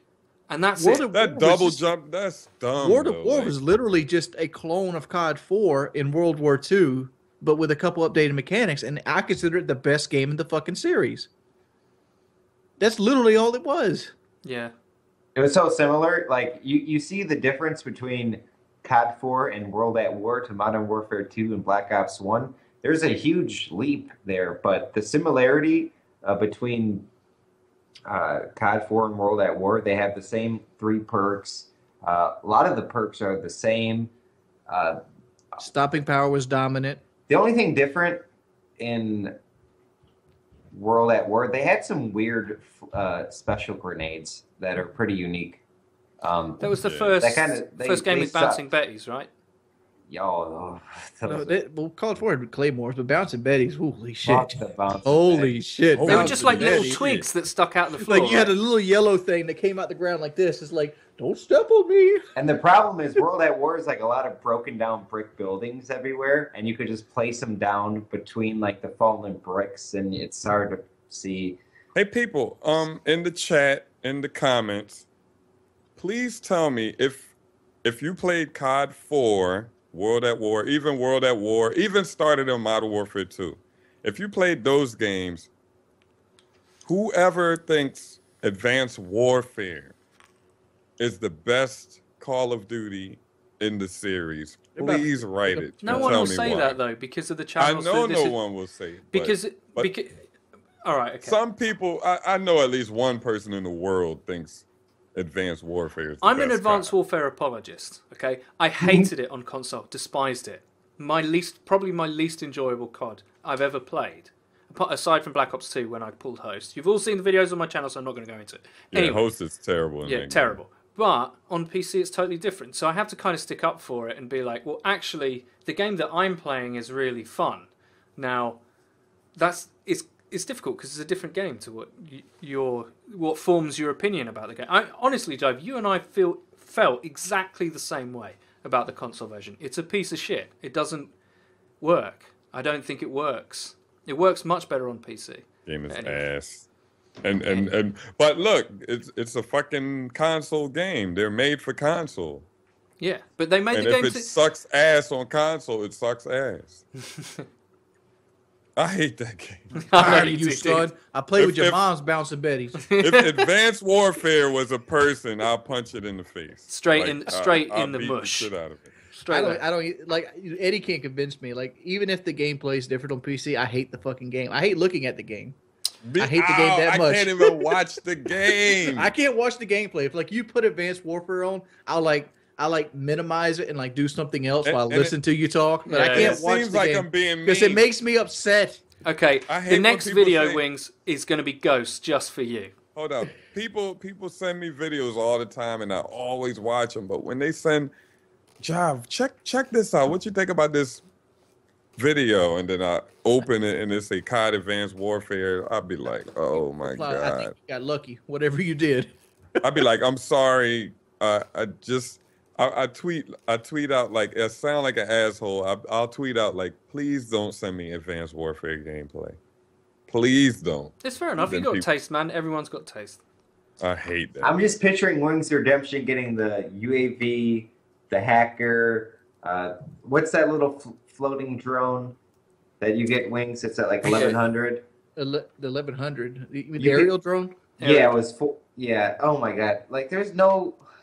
Let's not talk about Advanced Warfare. Oh, yeah. It's so fucking broken. Like Fuck you put this. the UAV with Scrambler on, it ruins the other team. And then at the same time, you get like that little drone that flies around that kills everything. Yeah. Speaking Okay. of flying around, what about this crash in the Alps? German Recently. Wings Alps plane crash. Right, I'll put it up on the screen for the viewers. Okay, so this You is got to go out. You got to go out big, son. That's how I can say. what was going through his mind? so. This is obviously the story of the German. I think he's German, but it's a German plane, the German Wings air crash, which they're having to identify people through DNA. So just let that fucking sink in for a moment. Can you send it to us? Yeah, I can. Hold on 1 second. Thank you, sir. This is a good case of if the other pilot could fight, he probably could have saved some people's lives. He was locked out of What? the. Oh, he was. Oh, he's locked out. I figured like it was like how is because I was sort of thinking like how does one pilot let the other pilot crash it into the ground? Isn't that the reason they have two of Don't them? they have overrides and stuff like that? Like Yeah, there's they a do. main pilot and then there's like a secondary pilot. He was Oh. the co-pilot. This guy was Yeah. the co-pilot. So I think, Oh. I mean, the issue is like this guy had apparently had a proven track record with mental illness, like depression and things like that. Now, as someone that suffers from depression, there is nothing that could convince me, even at my worst, to crash a fucking plane full of people. Never. Well, the fact that you don't have a commercial license could be a good deal of Yeah, that. I mean, no one's going to let me in the cockpit, right? You know, Yeah. it's having a bit of a difficult day. Don't let him near the controls, you know. But do we think that's reasonable? Like, obviously, this is one example. This is a tragic example of someone. Do you drive, Ed? No, I don't. Oh crap! Damn, that don't even give it to him. Like you never been driving your car. I've driven, And you oddly think- enough, I've got American relatives, and when I came over to the States the last time, they let me drive on the beach. I was like, this is cool. But And you just driving your car, and you're like, I wonder what it'd be like just to put it over the other lane when the car's coming. What would it be like? No. Who the heck? These are white people thoughts. yeah. Yeah, I think the same. Hashtag thing. white people. Hell no. Like I see a ramp and I'm like, let's see what happens. Let's try to ramp it, or this red light. What if I just go to the opposite side of the highway?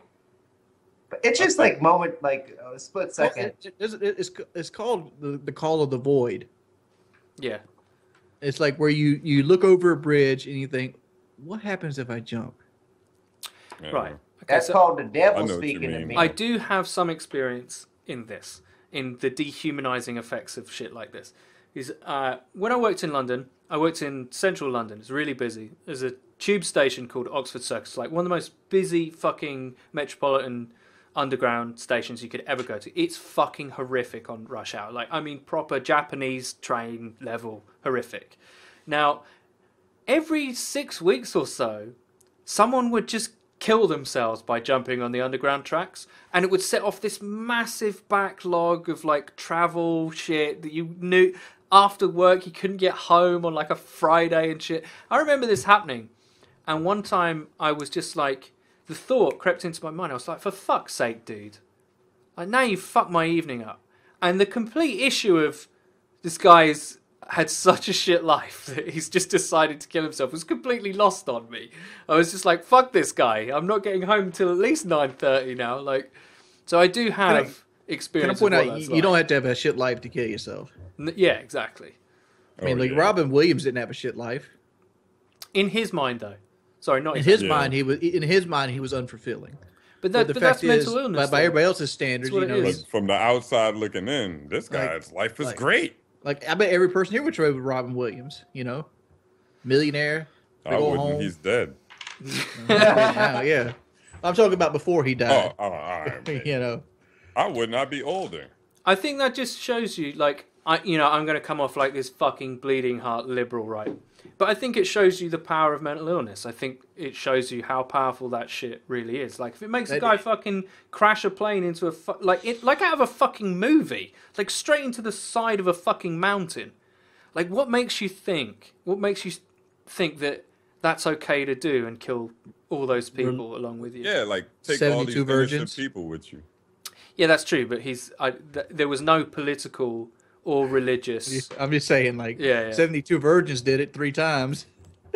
Maybe he's just so fucked up that he doesn't think it's okay, and he might have just wanted to go out. He just might want to go out with a bang. A lot of people that do these mass murders want to go out and die. They want to die themselves, and they want to go out being remembered.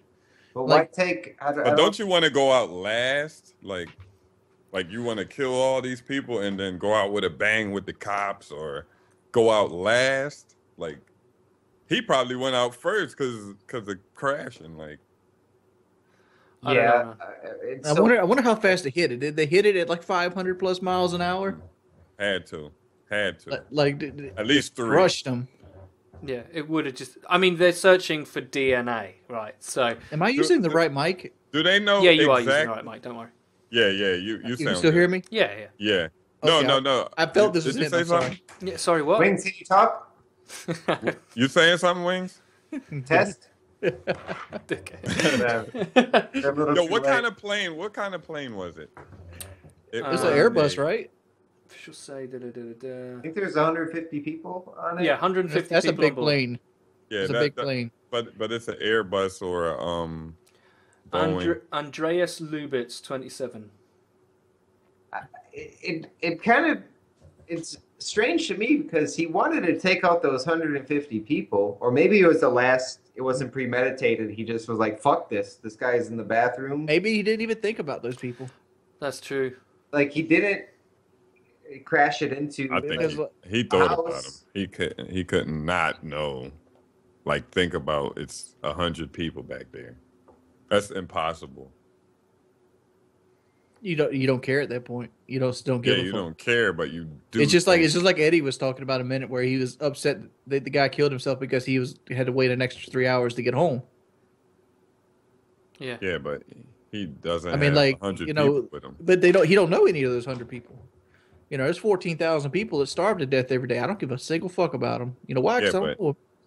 But I'm sure he thought about them because they're there. They're right there. Like, do you think they're right behind him? Like, I'm just wondering why he didn't. Probably don't give a fuck, like you said, Wings.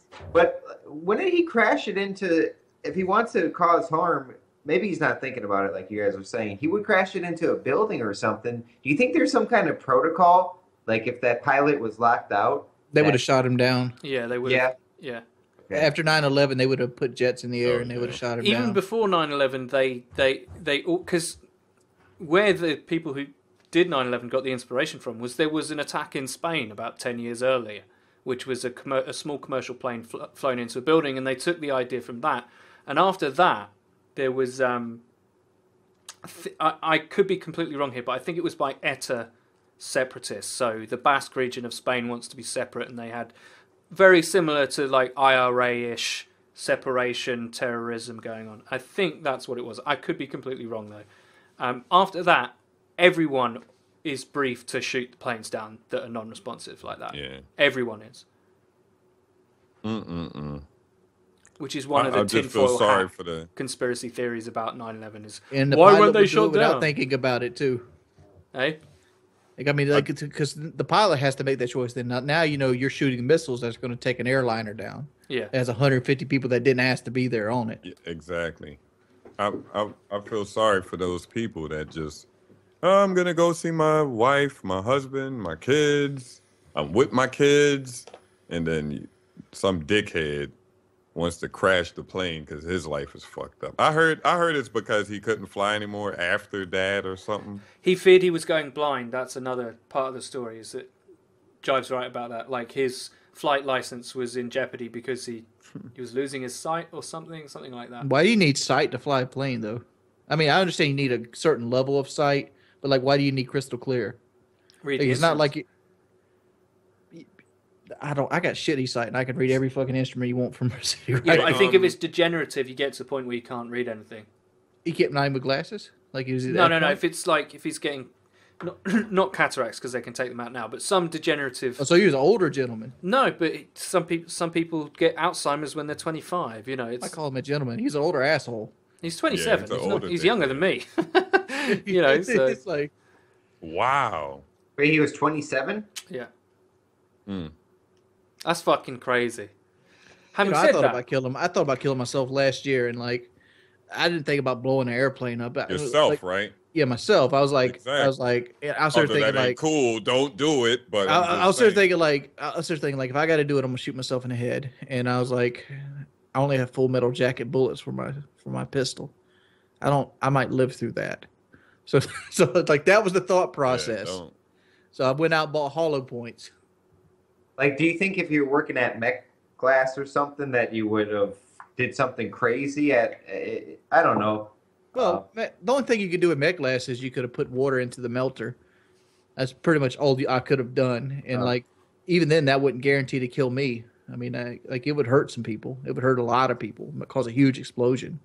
But the way it works was like you'd have something like 80 or 90 tons of liquid metal in the thing. You throw a Dasani bottle or something like this into the melter full of water, and it would create steam, and that steam would push all the metal out of the top, and it would fall everywhere and blow the roof off. But it like literally, I don't know if it killed people. Just from a little water? Water, yeah, because water creates steam. Because this is lighter than liquid metal. It goes straight to the bottom, and the heat would create steam, which would create pressure. And since you put a lid over top of it like this, that pressure kind of like it's like the pressure cooker. It's like the Boston Bomber. Boston Bomber used a pressure cooker bomb. He put a bunch of nails in a pressure cooker, you know, and just let it till it popped. that's crazy. How did he get it to like get power after like in a? I don't know how his bomb worked specifically, but he used a pressure cooker bomb. But the same thing, it's just like a really fucking big pressure cooker. It'll blew half the building up easily. You ever think? Yeah, it probably would have killed. It probably killed everybody in half the building. But like that, like. You ever think about making a napalm pressure cooker bomb? Why would you do a napalm one? Like you could. I don't know. You like napalm? But I don't know how that works. Like napalm's easy because napalm's easy to make. Everybody here knows napalm, right? Yeah, I know what it is. I have no gasoline clue and how you make polystyrene, it. right? It's gasoline and styrofoam. You take styrofoam, you put it in the gasoline until it melts, and it creates napalm. And it's basically a fire that water can't put out. No, you can do it. There's YouTube videos on it. Oh, okay. I thought before. It's not allegedly. That's how you make napalm. I thought you were not supposed to talk about how you make napalm or something. I'm not sure. I mean, like I could tell you all kinds of bombs. You could take. Right. Okay. Let's not go into. You're frozen, Eddie, on my. Yeah, you're frozen, Eddie. But like Drano cleaner and like aluminum foil, Okay, that's another good bomb. We actually did that on 7th Street to make Yeah, you know that's a good one. explosions. Have I unfrozen yet? Yes. Another thing, if you want a firebomb, a good one, use diesel instead of gasoline. What about a good blade to cut up people, like to dispose of a body? A good blade. Good blades are good blades. You can buy a good blade at Bass Pro Shop. But how do you deal with the bones? You want to break them first. You break break them at the joint and then cut through the sinew. What the hell is this? I don't The know. I Murderous feel like Podcast. you and I, Jive, Wait, have hold on. just landed in some Smoke psychopath's weed Skype call every or something. day. But if you were gonna cut off your leg in the zombie apocalypse, you would break your leg I first, You knew would it. break your leg first. and then cut where the. Because it would hurt too much. Like you use a knife like this. Like this knife could cut your leg off if you really had to do it. It's not heavy enough to really want. You'd want to use a machete. Chop through. Yeah, I would grab a machete, but it would be easier because this right here would hurt like a motherfucker to go through the bone. You'd probably pass out 3 or 4 times attempting to do it, and then you risk infection and things like that. It'd be better if you broke the leg right under the joint and then cut through just the meat, the tendons, and stuff like that. Like cutting a chicken wing, How at the joint. Fuck can you break your own leg at the joint? Like People had to do it. That's what that film's about. That's need. It's Yeah. like You got- Aaron yeah. Ralston. There's a guy named Aaron Ralston. He was hiking and he had a boulder fall and land on his arm right here, and like it was. He was it in a pinned him. hole. He was in a hole, yeah, and it Yeah, I pinned saw him. that movie. So he had to like take a pocket knife, a Swiss Army knife, and cut his arm off. That's so grim. That's so fucking grim. Oh, So, I saw that movie. Wasn't he like with 2 girls or something like that? yeah, it's a No, James he's by Franco himself. movie. It's a Danny Boyle movie, actually. Danny Boyle made that. No, he was by himself when he Yeah. fell in the hole. Like he was supposed to meet somebody or something. Well, if he had to meet somebody, they'd be looking for his ass. Or was he with a dog or something? It might have been with a dog. Yeah. I know he wasn't. That also lead me to think, like, what if you got lost with like a small dog? Could you eat it? oh yeah. Like if it's your friend and stuff. Come here. Like you've named it, you've had it for like 3 or 4 years. Come here, and, Bark. I'm just going to let you into a little secret. I fucking hate small dogs. So I would have I would have a bigger problem killing a big dog. Like, Yo, I thought you 'cause was you'd about to use say a you big- ate like- a dog. let's talk about post-apocalyptic scenario. Yeah. Right, okay? You would use a big dog as protection. They would be useful. Like fucking dog meat in Fallout. Little they dogs would be. Dog meat's not a big dog though. He's a Australian blue heeler. Well, he's not like fucking handbag dog. I'm thinking handbag dog. He's a sheepdog. Well, border collies over here are quite Well, big. I've thought about this extensively, and I think a dog could be good. Well, in a zombie apocalypse in A particular. small dog could be good for bait. Yeah, I have this like a monkey bomb type of They're scenario. They're Like if quick. you're running from a herd, you just throw the monkey bomb. But what if the dogs bark and they attract zombies to you? Like I thought, like why would you have a baby in the zombie apocalypse? It would just be crying, and then it's going to draw attention. Yeah, dogs you. will draw attention too unless they're really well trained. But they're like Barking, yeah. like a good alarm too. Like if somebody's coming near, Yeah, it would be able to smell that shit. I would eat the dog if it's me or him. I The couldn't. dog I would said- want it that way. That'd be some hard shit to do though. If you had a little dog that's been your friend for all these years, and he's gonna come up to you all wagging its tail, hungry as shit, just like you, and you're going to like take his head and just like crush it, Yeah, Twist that's very it. sad. and then Twist twist it it, off. and do like this, and then you got to skin him, and knowing that you're about to eat your buddy You would do it Well- crying the whole time. for like 600 calories or something. You would, like yeah, that. for nothing. You would imagine like the scenario out of that film. What's it like? You do all that and then you get rescued the next day. You know, like, You would have nightmares about that kind of Oh shit. my To god. me, it depends if it's like a old. If you get rescued 2 hours later, you will be pissed off. If it's an old dog that doesn't look too tasty, I might just not eat it. Like, I don't think I could eat my cat. Well, my black kitty, my cat 7th Street. Because she's old and her belly, like, sags. And I don't know if. You know, there's not Yeah, much it's pretty nutrition good. to something like that. Yeah. we were talking about Patreon and stuff like that, and like we were shooting ideas out for Patreon. One of my ideas was like, maybe we should do a hunger strike. Like literally get together like somewhere in the world and do like a week hunger strike where we don't eat nothing for a week. We keep each other accountable by looking at each other and filming it Dude, and see how it affects our You can't personalities. drink. no, you drink water or you're dead. Drink water, but you can't eat anything for a week. What about if we only eat magic mushrooms? Dude, I'm not overweight. Like, if I didn't eat for a week, I would be seriously unhealthy. I'll be fucked up. Yeah. Well, it ain't gonna kill you though. Like there's people like on Oh that no. Naked we and would Afraid die. show that go 21 days without eating. How is that entertaining? It's just like us kind of suffering. People would love that, especially if we documented it. I think they would. Do you know what they would more enjoy? Is if we got together and filmed the podcast show versus food, like Man versus Food, except I'd eating. love that too. Yeah, I would love that too. That's a way better idea. This is a way We could do better that in idea than Chicago, let's 'cause, start. Let's collectively starve, be in the worst mood you could possibly be in around your friends, right? And film each other. How you feeling, Ed? Fuck off! Leave me the fuck alone! I need a I hate you. cheeseburger. What about if we were starving the whole week, but we had challenges, and if you won the challenge, you could eat a meal. And you just ate it in front of the others. Yes. I like the eating. Let's go somewhere to eat something and not We should do starve. Man versus Well, Food we can't stuff. do that because Eddie and like Jive don't eat spicy stuff. Like we I could do. Have, like, I don't eat pork either.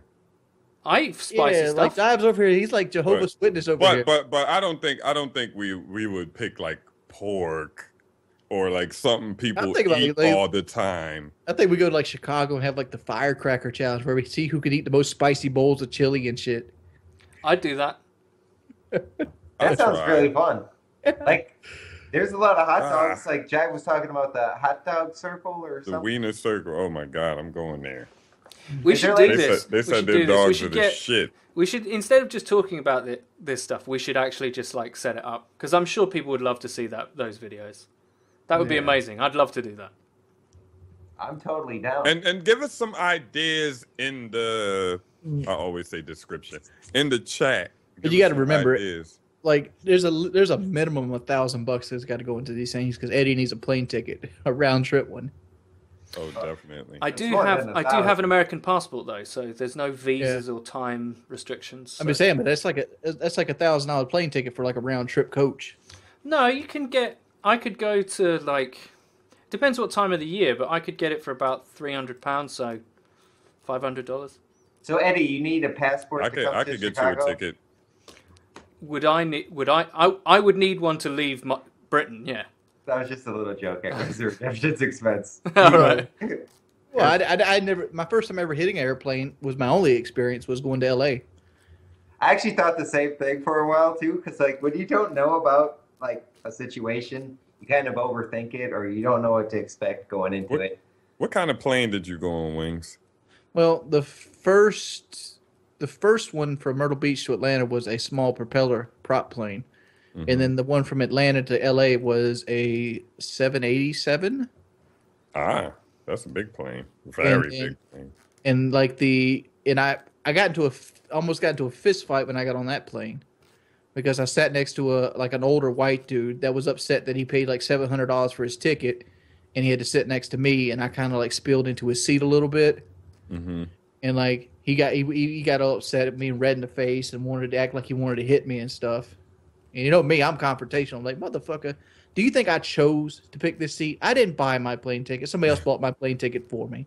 You think I want to be in this thing and make inconvenience? You think I want to hug up to your ass? You know, and it's like we almost got kicked off the plane, but eventually some little old lady let me sit next to her. Got over there. Aww. And That's like what's up. and then the same thing happened with another like army dude on the way back from LA to Atlanta. Wings did not like flying. I remember him considering getting a truck. I considered, like, I tried to convince people to like I tried to convince Woody, because Woody lived in the same area, like, let's rent a vehicle and let's drive back to the Carolinas. So Because I was literally anxious because I didn't want to get in a fight on a plane. Yeah. I hate flying for 5. How long was the flight? 4 hours from LA to Atlanta. See, for You me, flew from Atlanta to go Okay, from London to Orlando, I think it's like 6 hours. LA is like 11. London to Orlando is 6 hours? Yeah. You full of shit. No. That's It's like a- about right. Maybe a little short. London to 6 hours, and I was- then where else was 11? LA. Okay, all right. I did that. sound- I'm that being sound construed about- because my brother flew from like Kansas to to Baghdad, and that was something like a 15-hour flight. The thing is, though, what airport is your London? London Gatwick? Gatwick or Heathrow. The thing is Heathrow, that planes going from London to the United States, they don't go across the Atlantic. They go over the top because it's shorter. Wouldn't you have to stop at one of our airports though, not Orlando? Because like you can't drive. If you're in Orlando, there's nobody gonna be able to get you. Yeah, no, I would go somewhere that was near one of you guys. Oh, that was just an estimate. But how would coming Wings... back is a because they use different routes. Like going this way, like you said, they go this way. But coming back, they'll probably go that way. Yeah. So like coming and going is always different. Like Wings, if how I would you flew get to Chicago, places? I could do that in one flight. You can definitely fly to Chicago. Like Wings, would you Yeah. drive or would In you Philly. I would try to fly? Would you fly again? Philadelphia, I'd drive to, but I'd have to fly to Chicago. Okay. We don't. What's like a place with good food? I mean, Chicago definitely has great. We hot should go dogs to and New Orleans, pizza. man. We should all We try. should New go. Orleans. My buddy lives down there too. I could visit him. We should all go to Louisiana Mardi Gras? and eat some of that fucking amazing food. That's what we should do. Yeah, New Orleans is a good spot. I just watched a documentary on her. You know, it's kind of bad. That's the city I said that shouldn't exist too. Well, we can go and we can make a little It's still short a party documentary city. about Like- why it should exist. Yeah, it could be a redemption. Yeah. It's a party city like a motherfucker though. What's good there? They have like seafood, like shrimp and Seafood, stuff. man. Yeah, but I don't eat seafood. Oh, dude. Come You- on, man. Dude, they'll have slow cook. It's Louisiana. They'll have like loads of slow They cook have shit as gumbo well. and stuff, and like po' boys and big gators. They'll have slow cook. They'll have barbecue. They'll have all that. See, when I go to Louisiana, I want to go gator hunting though. That would be fucking awesome. Yeah, we could do all that. I'm what? I ain't going no gator hunting. You don't want to go gator hunting? Look, I'm Fuck not coming no. to America and not shooting something. All right, this has to, if I'm got- coming Well, to you might America, come and die, motherfucker. Eddie, I got guns like whoa. I got assault rifles. I got shotguns. I got high powered rifles. yeah. White boy's got a shotgun. Do you know what's funny? I'd have to go to America to shoot an Accuracy International rifle. You know, like the L96 and stuff. That's an English gun, but you can't fire them here. I'd have to go Yeah. to America to shoot Why one. can't you? They're like bolt action rifles. They're illegal here. You're not allowed to have those. Gotta be That's not a off-road. hunting rifle. That's a person hunting rifle. You can use it as a hunting rifle. Not here. You can't. Like Dude, my we first don't gun have I- we don't have like massive animals. Like the biggest predator we have is like a badger. We Like, don't have bears. We don't my have first gun- like anything else. We My have first deer. gun was a Remington 700, which you don't know. That's like the basis for all military snipers. Yeah. That was like my first gun, other than my 22. I had a Ruger 1022 when I was little. Yeah, man. Everybody If I had a came to 22. America and we did like a Louisiana trip or something, or we did gator hunting, or we did loads of things along the way, I'd have to shoot something. Dude, I could. You want to shoot akimbo assault rifles? I got that. He's just like, yeah. I'm pretty good friends with FPS Russia. Yeah, man. I'm a big said, bolt I action guy. wanna go Big gator bolt action guy. I'd love to shoot. If a you bolt actually action. shotguns, you'd hate the bolt actions. You'd prefer semi-automatics. Probably, but bolt actions are Semi-automatics, cooler. when you shoot them, have a feeling in your finger that feels like you're getting your dick sucked. I don't know. Like about just the that, way the but- gun works. Like you get a nice semi-automatic rifle, and just the way the gun works, it feels like sex. I don't know about that, but yeah. Well, you've only shot probably Pause. handguns, Jive. Nothing feels like sex but sex. You've never had a real gun in your hands, then. Spoken Well, like a maybe- true maybe. American there, Geordie.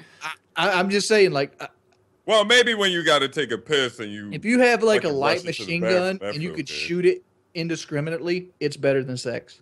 I refuse. I refuse to accept this. Well, No. won't you try it? Oh, I no, will try no, it, no. but I'm quite fond of sex. I don't think you could convince me. I don't have to I convince don't you. You think could try it's it yourself, and you'd be like, "Oh shit, man, that fat motherfucker was right." So, all right, okay. So White boy, what's your what do you think? White about boy shot do a you good think- amount of guns. Do you think shooting a gun is better than I sex? was just picturing like somehow fucking the gun to the rhythm of the recoil or something. Anyways, You shot some. What do you I- think, white boy? I have shot a few guns when I was at Kyle or FPS Rush's house. It's a lot of fun. It's badass, but Is it up there with sex? Pussy is just. Well, I never had. Well, I would have. I'm gonna Never rank had sex? I'm not. Well, no, I'm gonna rank sex above Uh-oh. shooting guns. But I've never shot an LMG. I had a few little explosions. It depends, man. You do realize as soon as I go anywhere near guns, I'm going to take it really seriously at first and like be like safe and stuff like that. But within 5 seconds, I'm going to do every Arnie quote that I can possibly imagine. Like I'm just going to be talking in this accent the whole time. Hey, what? Have you literally ever shot a gun? Yeah, I have. Yeah, but like a pathetically small, as Bill Burr says, a roided up BB gun. Nothing proper. Now, Wings, is there a better feeling if you're like hunting and you like kill an animal? Is that it? Or is that like a sad moment? I don't know. Have you been hunting? I've killed 2 deer in my life. It's exciting the first time you do it because you really want to do it. Because the first time you get a real substantial weapon, the bloodlust kicks in. You want to shoot something living. It's there. You know, people want to hide it, but you want to shoot something that's living. And so you go out there and you hunt. You feel like you're back home, like you're a nomad or some shit, and then you shoot him, and then you realize you got to carry his 150-pound ass back to the truck. I was gonna ask, what did you do after? What did you do with that deer? You got to carry him. You got to take him to the butcher and get him. Think of all that lovely venison, though. Nom nom nom nom nom nom. Yeah, like you don't shoot deer and just leave it. That's against the law. Yeah. Well, it's disrespectful as well. How does deer taste? Is it good? It's really good, especially if it's like really I like mine really lean meat. I like mine grounded. Like you can take it to the butcher and get it grounded into patties, or you can get it almost like a barbecue. Like I really like it as a barbecue, and you mince it with onions and you put A1 sauce over it. Oh my lord! It's really good lean. meat. It's really fresh good. meat. Like really. I don't lean. think I could eat a deer from Philly or something. You never had a beer steak, like a deer steak, deer. They're called deer steaks, but you put them on hamburgers. And you can eat them just like a hamburger. I probably would try a deer. Would you? If we go to Louisiana and we kill a gator, are you not having gator steak? I've ate gator before. I know you, but I'm asking John. But I'm not hunting a gator. Well, the best part of the gator is the tail. Yeah, I'm not hunting it myself though. You don't eat anything else with gator but the tail. I want to. Hey, white boy, you're going gator hunting? I would go. I think I would eat it. I would try to eat it. I've always wanted to try to fight the gator, like with the string. I've never been hunting. You know before. what? Jive, you're the biggest one out here. You be the one we needed to go. Hey, he talking about I want to fight. Yeah, you the one that's gonna have me fighting that motherfucker. There's just gonna be loads of pictures. There's gonna be loads of pictures from this trip with just Jive. I don't even want to be there. He talking about fucking Jive. You fight the gator. Get him. Jive will just be tweeting pictures of us 3 trying to kill things and just be like white people. Hold the string till he gets tired and somebody shoots him. Yeah, fuck that. I would rather hunt. We'll have Eddie shoot him for you. Oh, he'll probably shoot me in my leg while I'm on top. No. Oh, fuck. What the fuck? I can't handle being bad at things. If I'm going to shoot a gun, I'll learn how to do it properly. I'd rather do a deer hunt. You can't shoot a gator properly. It's not like you can take back and aim. You got to pretty much just put it on the back of his head and shoot 720 him. no scope I was about to say, Jordy. well, you got to hit it. You definitely got to. You got to hit him like right behind the eyes. I'm going to hit him with a YY ladder stool. You gonna do a 360 in the boat? Yeah, fake Claymore plant, throwing knife, silent shot, bang. I'll be on Bourbon Street. I'll be in there. I'll be in New Orleans with y'all though. 360 no scoping like hookers with like no condom. Oh, I don't know about no condom out of town. Hell no. Yeah. Hell no. So in the comments, people, surely you can put in ideas for any sort of crazy things that you'd like to see us 4 misfits get up to. If I was to come to the States, which I would love to do, and is a possibility. So leave us comments about what you think we should do. Personally, I want to. America to me means food, right? And great southern either barbecue or like I want to taste every hot wing. You ever taste soul food, Eddie? Yeah. Like baked macaroni and cheese. Yeah, like it's really it's quite salty, isn't it? A lot of collard greens with some vinegar on it. Yeah, like no, quite salty food or well seasoned. It is salty. It is salty, but it's not. Southern people like that seasoning. Yeah, it's well seasoned. That's what I've heard. Okay. I like some collard greens, a little bit of vinegar, bacon. Collard greens. Ooh, yeah. Just Oh, food. man. Rice and gravy, fried chicken. We can just Which one of you guys are familiar with Caribbean food? jerk chicken and shit. Yeah. Yeah, jerk I chicken. live in England, dude. There's a oxtail. massive Caribbean population here. It's everywhere. Oxtails are so fucking good, man. They are. They're really You juicy. ever taste oxtail wing? No, I'm gonna taste no oxtail. Try it. They don't See if serve you that can at find McDonald's. somewhere. It's Let's well, go it's, to the really, Caribbean. it's a very fatty piece of meat, but it's really I'm tasty. sure you can find it, white boy, around like close to Oxtail? where you at. Yeah, I've always wanted to Caribbean eat, like, I always heard Chicago had good pizza and good subs. Good subs, yeah. I guess. There's this one place I've seen on like Man vs. Food where they like dip the sub in like Italian sauce and stuff. Yeah, Where they I've serve seen that it. one. And it's like, oh man, I want that so bad. Dude, It's like a Man roast vs. beef. Food is so good. Like it's that guy's living the dream. Like that is just living the What dream. do you do? Well, I fly around and just eat shit and get paid a lot of money for It's it. crazy. He just goes to places, eats I the don't- nicest shit ever. As much as it's like the whole point of it is they do these challenges to basically make you explode, right? So he's as much as physically possible, and he gets paid, and they film it, and it's on TV, and he's When famous. He doesn't have to film it or edit it. No, he Listen, just turns when up you and said eats. Man vs. Food the first time, I was thinking of bizarre food. No, Man vs. Food, like he just eats the good shit. Yeah. Like Y'all this know what stuff- bizarre food is, right? Yeah, where he eats like goat nuts and like The dude tarantulas. And Zimmer, shit. Factor. is his name Zimmer or some shit? You know, Joe Rogan, when you do crack, you take a lot of dick in the mouth. Okay. What is that Fear from? Factor is No. crazy. Dave Chappelle, where he's got his little crack character and he has Oh, to eat yeah, like yeah. a rhinoceros penis or something like that. Yeah. And he just like stuffs it down, right? Like He's like, you know, this isn't that bad. You know, I've been on crack for a while. what about us doing like one of those challenges, like like if you eat $40 worth of steak, it's free or something. Like you have to eat the whole There's steak. a challenge. There's a challenge right here in my hometown that has a 42-inch pizza, and if you eat it, they give you $100 plus a T-shirt. We should How do much stuff does it like that. cost? I'd love to do T-shirt? that. Oh, I want that T-shirt. I want that motherfucking T-shirt. Yeah, You we, get $100 a piece in a T-shirt. If Yeah. you can't eat it, it's like $50. 42-inch pizza? Yeah, it's a 42-inch pizza. It's fucking big. It's almost the size of like one of those old round tables, like you see it like yeah, if like you think coffee 40, shops. yeah, that's crazy. It's huge. One of those. You got to eat the whole pizza? 2 people. 2 people are allowed. I know. I got wings y'all on got my me team. with y'all. me I and could Jive. do half of it. I could do half of it. I just need no. What is it, like 42-inch pizza between the four of us? Surely that's doable. Two. There's 2 people. We'd All have right. to get 2 of them.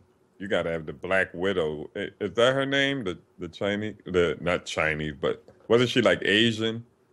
Skinny lady. Eat like a motherfucker, man. With some hot dogs out. Yeah, that didn't route. she eat hot You know, dogs? if I and get she's, white boy champion? on my team, he's got to smoke some marijuana before we go. Smoke weed every day. Somebody Just get give me white some boy don't eat crazy shit. munchies. White boy didn't eat shit.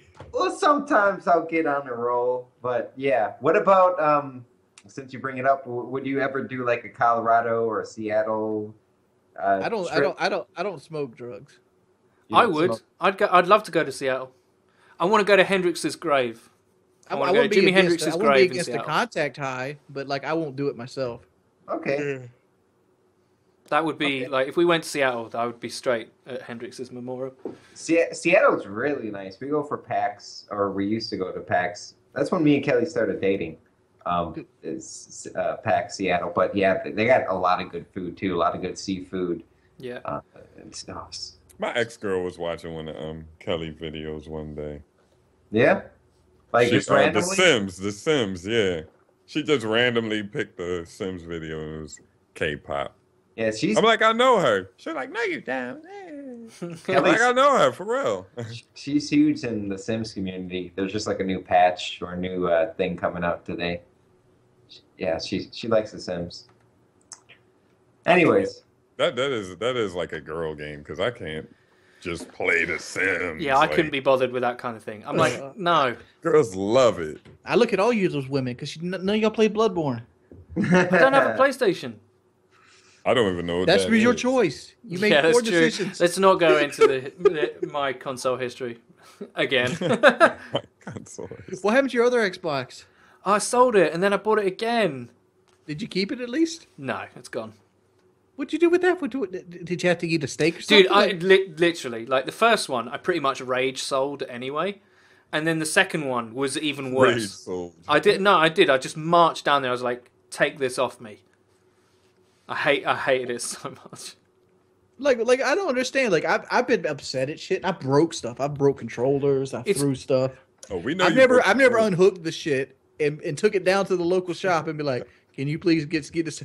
You know. I tell you why I was pissed off more than anything Got a else. lot of time to think. Like More than the games and like the whole disappointing nature of like this is supposed to be next gen, but the games aren't 1080p 60. Aside from all that shit, I could have put up with that if number one the pad wasn't horrible, and number two, like I just can't handle a console where the messages crash the console. I cannot get over that. It just angers me. I'm sorry. It's even making me angry now. It makes me so mad. I'm just like, how can you go from the 360 to this? How can you make it? This thing has 8 gigs of RAM, and you're telling me it can't load plain text? Are you fucking kidding me?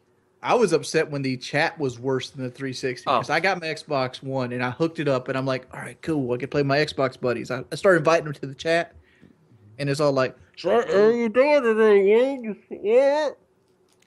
It made me so mad. I can't hear you very good. How do I sound?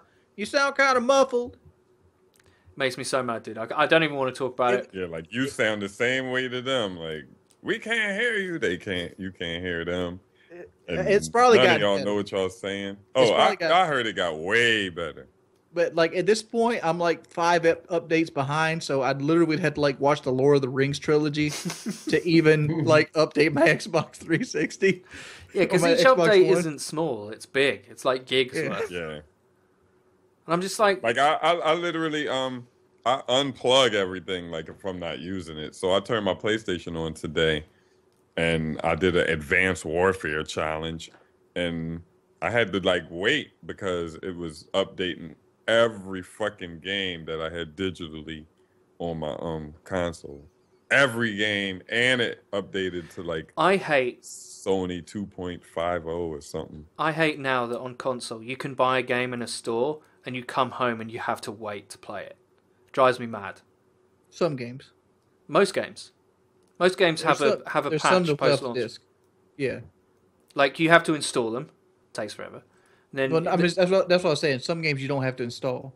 oh right, okay. Is that true? I thought it always made you That is install. true. Like Metro, I didn't have to install. It plays right off the disc. Oh right, okay.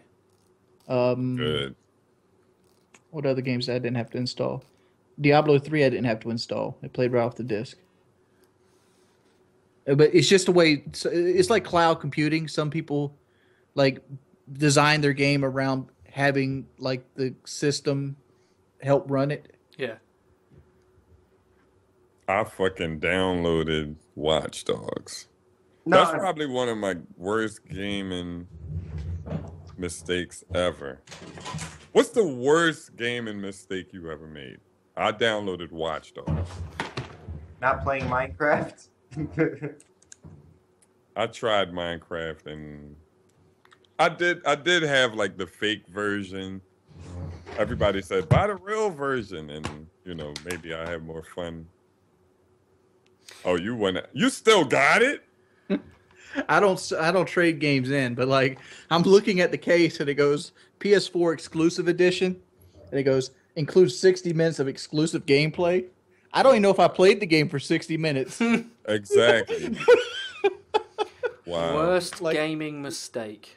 Like the whole, like my code and everything is still there. That's like probably a brand new fucking disc, like literally.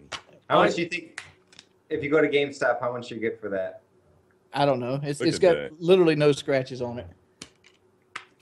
You Look get at about that. $5, surely. I think the worst gaming mistake for the game that I paid full price for that I never played was probably Halo Reach. I never played that game. I thought it was terrible as soon as I played it. Yeah, that I like was the bad. campaign of Reach. I heard it was Reach's bad. campaign was good. I didn't even like that. I played every Halo campaign up until that point on Legendary, and just for each, I Look was at just them like, pythons, white boy. Look at that guy. These are my cobras. I'm so fucking white. I got It's the biggest incredible. forearms I've ever met. That's good though. You can do a lot of That's this. from a job I used to do. I used to pick up like 75-pound bars, and all I could use was this muscle. And you just have to like do slag. You all don't realize how important these muscles are. I always go like, baby, that's my jerk off muscle. that's why it's developed. Winks has a big ass ham right here. Do it again. Look at that. So, we were talking about. We were going to discuss this about eating other people Oh yeah. with the plane crash. We're supposed to we're supposed to mesh that together. Yeah, I could eat a motherfucker. You I could. could eat one of y'all. I Who would would you want you eat to out if of I was all? dead. I would genuinely. If I was would too. dead, I if don't I give a was shit what you dead, do to my body. if I was dead and it Yeah, came down to y'all your could- survival, I would want you to do it. Y'all better not kill me and eat me though. Like, No, that's chase me. bullshit. Like- That's bullshit. But if I'm already dead, it's fine. Like if I die during the crash and you need me to live, go for it. Yep. Because I'm not religious. I don't give a fuck about funerals. I know what my body does. It breaks down and gets eaten by worms anyway. I'd much rather one of my friends stay alive over eating me than have my body preserved for some bullshit ceremony. I Who would agree. you eat? I know religious people that's like, man, just fucking throw me, just get rid of me. Like I don't give a fuck. Like, most I'm gone people already. most people like that are religious aren't really religious. They're just indoctrinated as youth, and they don't follow it well. Like they couldn't tell you who Abraham was. They couldn't tell you any of Jesus's wives. You know. Yeah, but we don't want to talk about religion, do we? I'm just saying, but like those type of people are like that. Like the people like that are really like, I must have a funeral. It must be a Christian. You know, those motherfuckers. They talk to God when they buy lottery tickets. Okay, who would you eat?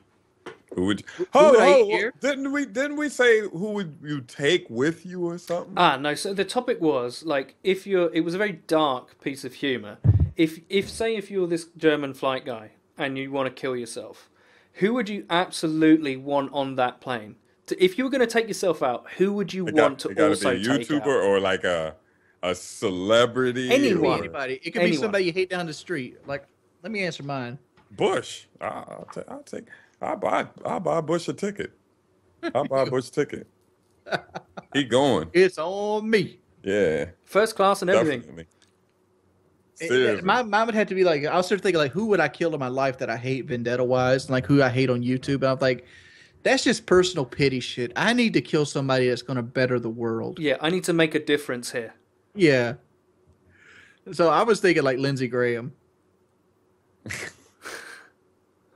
Lindsey Graham or like a Ted Cruz. Where are these people? I'm not familiar. They're No, politicians. Lindsey Graham is Treasurers. the senator of South Carolina, and Ted Cruz is the senator of Texas. You guys all want to kill political people? Because You're they have the most you're power. gonna be NSA'd any minute now. I need one. afterwards. I need one of y'all to say a name too, because like I feel like I'm by myself here now. No, Okay, I would put Cameron on that plane. I would. Say his full name, please. David Cameron, the current Prime Minister of Britain. I would put him on that Okay. plane. I'm gonna kill Because Why motherfuckers would you get take Coney? Coney, baby, because he's still out there, and we started this revolution. Oh, God. It has not been finished. We've been looking for 3 years now. We're gonna find him. I know he's out there hiding like a fucking coward. We're gonna find him. We don't give up as Coneyers, all right?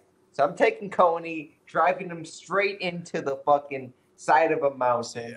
Okay. I see what, but like I know where some children are. We can enslave them. But Get if on the I plane. was about to say, look for a whole bunch of kids. Like, Okay, we get on this plane. We get one serious person and one joke person, like a celebrity, someone that you don't like. So you have to make a proper choice. Like you said, Bush Jive. I said David Cameron. You said Ted Cruz or Lindsey Graham. So one serious choice and one joke.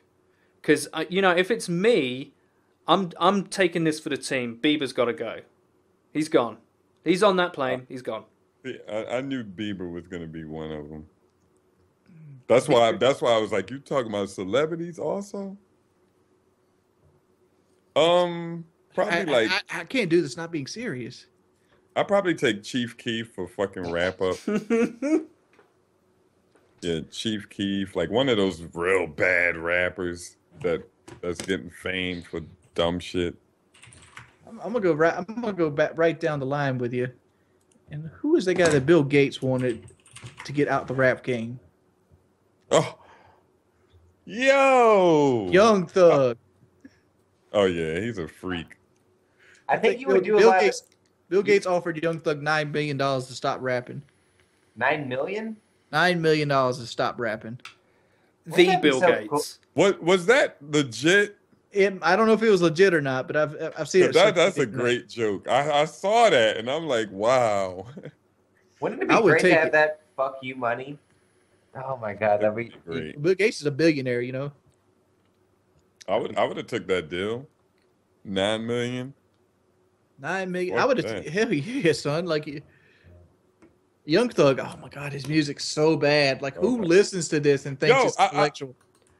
I heard a song and I didn't know what the hell they were saying one day. Like I was asleep and I had like a video came on it. I don't know why it was on because I wasn't watching the video channel. But the song went like I know exactly the song you're talking about. And I know it from that impression. And I'm like, what are they saying? He was like, he says nothing. He says nothing. I woke up, turned the TV off, and then went back to sleep. I couldn't believe that fucking song. Who is that guy that says that? I don't know. I think it was Young Thug. I think because It sounds like a Young Thug song. If that's him, said it he's at got like work, and dreads, they right? was like, that's Young Thug. He's got dreads. Yeah, he's got to go. I rescind Bieber. That guy, I'll take him as well just to make sure. No, I want Young Thug. All right, you got Young Thug. I got Bieber. You got Chief Keef. Who you going, white boy? You've got your serious one as well, you know. I'm not going to let you get away with that. No, well, I think these are serious ones because taking these people out might progress the youth a lot faster and a lot further than what they're not. Them listening to that music is not expanding their mind. I used to think like Shawty Low was the worst rapper ever alive. I know his baby mom. Shawty Low was he's a terrible rapper. I don't know how he got popular. What was it? D4L. Hello. They know. Yeah, have you listened to that album? No. The dog. You lose IQ points listening to that damn album. I know he sucks. His And baby mom got a fat ass. and this motherfucker talking shit about T.I.? Motherfucker, T.I. rap you into the fucking grave. Yeah, T.I. raps way better than him, but they were into something else on the street level also. So he had a real powerful team. I don't know about anything on the street level, but his rap game is not powerful. Powerful is not a descriptive word about his rap game. A travesty is what his rap game is. There's a lot of little silly YouTube dramas, and there's a lot of little silly rap dramas, but there's also serious drama in the rap community. What's your favorite? Drama in like rap community? Yeah. Rap community drama. I like when Floyd Mayweather and 50 Cent were going back. That was a good one. That was amazing. That was entertaining. That was really funny. Yeah, that was really funny. Full page of a Harry Potter book, nigga. But I got the impression that it was kind of like if you're making jokes like that, then it's not real beef. Like I don't know, is it real beef? I have no idea. 50's like a joking type of person. Yeah, 50 always bullshits with people. And like he said he'd bet on Mayweather against Pacquiao. Pacquiao whooped Mayweather's ass. Oh no. Do you think Mayweather would really step up to that if he didn't totally believe he could win? They're fighting. Yeah. Yeah, I know. But like, they called the fight off, didn't they? No. I remember the fight got called. No, they're fighting again. They're fighting. I'd like to watch that one. Yeah, that's gonna be a huge event. This probably gonna be the biggest boxing match in history. And he did. Floyd is very smart because he waited for Pacquiao to be not in his super. He's not still on really steroids, good. you mean? Yeah, I mean, but he fought the English guy when what's his name? Hatton. Hatton. He fought Hatton after Hatton had had his best years. He does do this. Like when Hatton fought Mayweather, it was a big fight. Like, but Hatton wasn't at his absolute peak. Mayweather's old too. Like people act like Mayweather is young and he's waiting for them to. But after you get hit a few times in the head and like get knocked out, your jaw becomes weaker, and then it's easier to like I don't know. You lose something after you get beat. Like Pacquiao got beat a few times. Yeah, Pacquiao got knocked the fuck out a couple of times. Pacquiao was on steroids. Period. Like it's clear. Like you could look at his pictures and look at his before and after and present, and you can tell his after is like on steroids. Like Eddie, he used performance enhancing drugs. Play that video for the crew. I love this. This is the Mayweather 50 Cent thing. Okay, I'll just cue it up. Mayweather be in the club like. Yeah. He said, ready. Shit, yeah. I know you shouldn't laugh at stuff like that, but that is really funny. Oh, I like the Ice Cube versus Cypress Hill drama back in the day. You guys remember that? Wasn't it? I remember Ice. This is when Friday came out, and this is right. You know, I think it was just after the NWA beef when the NWA kicked him out, and apparently Cypress Hill releasing Temple of the Boom. I think that was the album, Temple of the Boom, and they had a song, and they came and let Ice Cube hear the song. And he really liked it, and they didn't want to. And he wanted to use it for the movie Friday, like the actual movie. Yeah. And Cypress Hill wouldn't give it to him because that was going to be their lead song into their new album. Yeah, it's going to be their single. It was going to be their single, and so they went on tour in Europe right after that, and then Ice Cube took the hook and made a song out of the hook and used it in the movie Friday. And then they started, getting beef, and then now they had some really good fucking like back in the day, old mid '90s, late '90s hip hop fucking beef raps, like Tupac, battles. Yeah, like battles, like I love those things. Like Tupac did one too. Like that's why I fucked your bitch. You say you a player, but I fucked your wife. Too, looking out for Mobb Deep, nigga. When I find you, we bomb first when we ride, please, yo. I love those beef songs. Oh my god. I like Eminem and Mariah Carey. That was pretty funny. That was a beef? That was a hip-hop beef? Yeah, Eminem did a few tracks. The Eminem beef I had was the Insane Clown Posse, and he also had one with Everlast. Yeah, the Everlast one was stupid.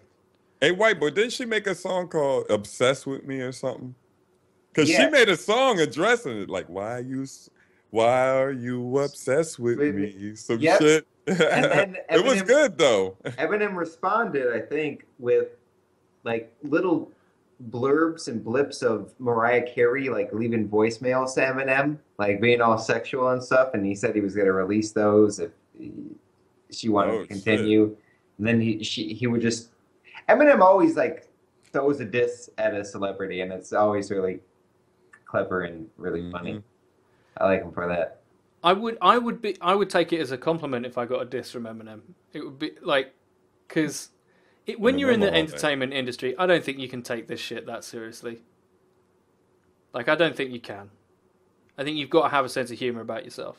Yeah, exactly. Like if South Park, like on YouTube. Yeah, like if South Park took the piss out of me, whatever, not as a YouTuber. Say if I did something else, like say I made films or whatever. And South Park took the piss out of one of my films, I wouldn't be offended. I would probably find it hilarious. And I think you've got to have that attitude. Otherwise, you just make yourself even more ripe for it. Do you know what I mean? Like you turn yourself into Wings. Well, Wings of Redemption. Oh man, I used to take shit on the chin, but it kind of weans on you after a while. I'm sure it does. Like a boxer, right? Do you think after you get punched a few times? I took the Keemstar and Hutch shit in stride. Like, I took it and just continued to grow. And but now, shit, having a bad day derails me. To be fair, though, correct me if I'm wrong. Sometimes you don't feel like it, you know. The Hutch thing wasn't beef between you two in particular, though, was it? No, I didn't even think he'd see my video, to be perfectly honest. Like he had put a video on Machinima, and I wasn't a part of Machinima, but I had like 8,000 subscribers or something. And like I did a video stating that Hutch just promotes bad gameplay, bad sniping gameplay, and he's seen it, his fans seen it, and he kind of came after me on it. Like he was upset about it. He's seen the video. He seen the video, yeah, and I I'm was sure like, he's seen it. and then what ended up happening is like people started flagging the videos, and I'm like, dude, people are flagging my videos. I'm gonna have to send them to flag your videos. Let's just squash this beef while nobody's hurt, and that's what came with the Hutch video. Yeah. It was crazy back in the day on YouTube. Like there was actual wars between like people's Like audiences. subscribers counts, yeah. Mm-hmm.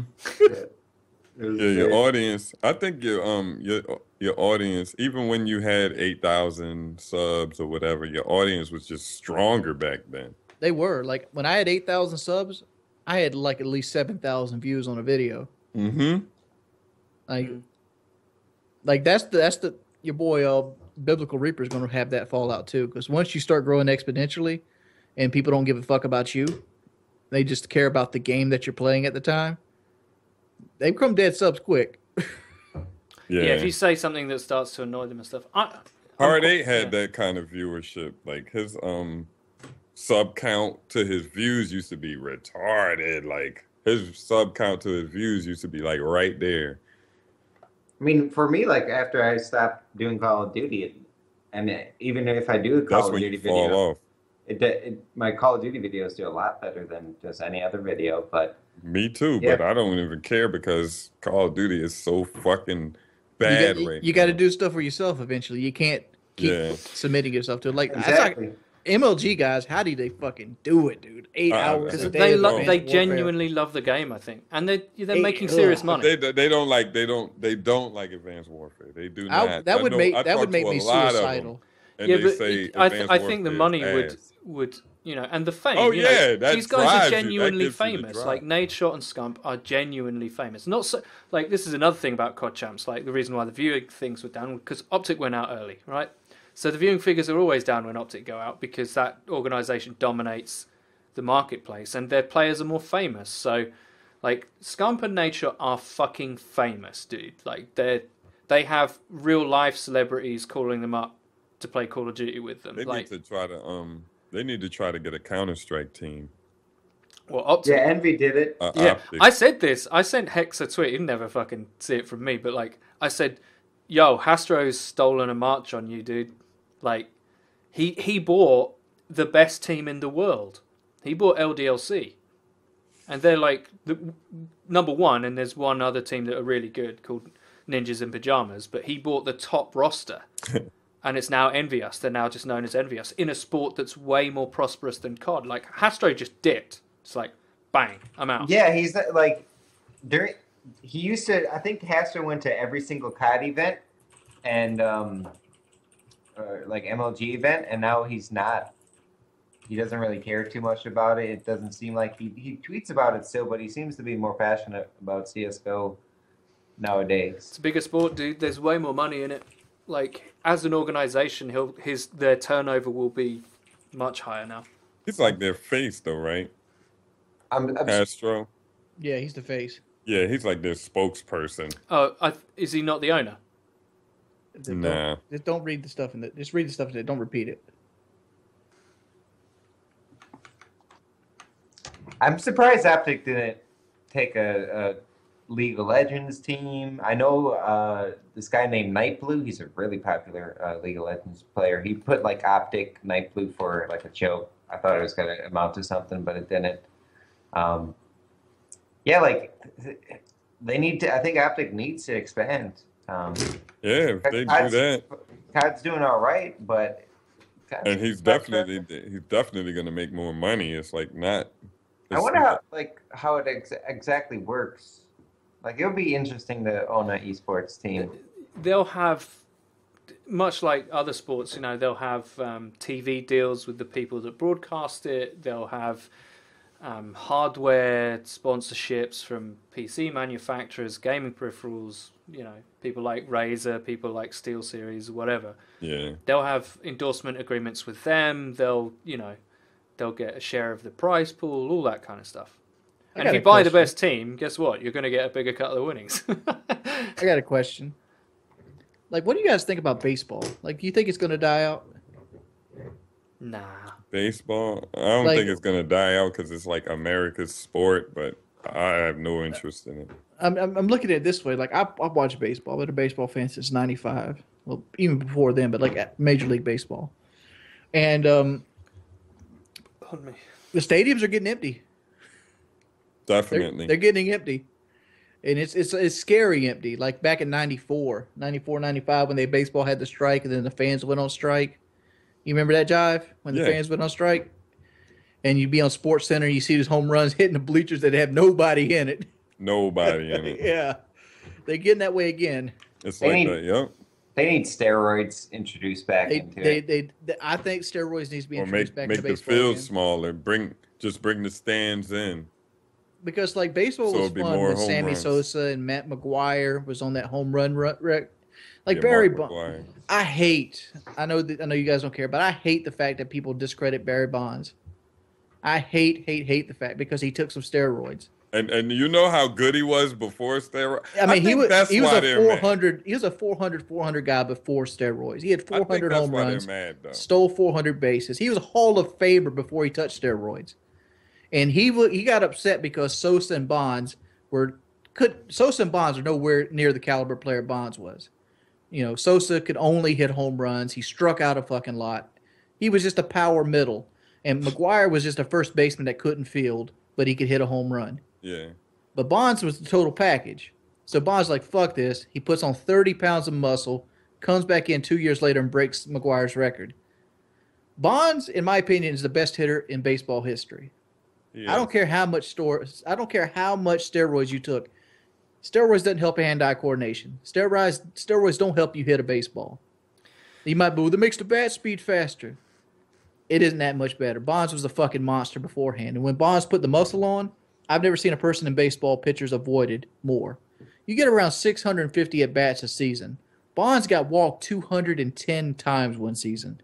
So 1/3 of every time he went to the plate, he got intentionally walked. Like literally.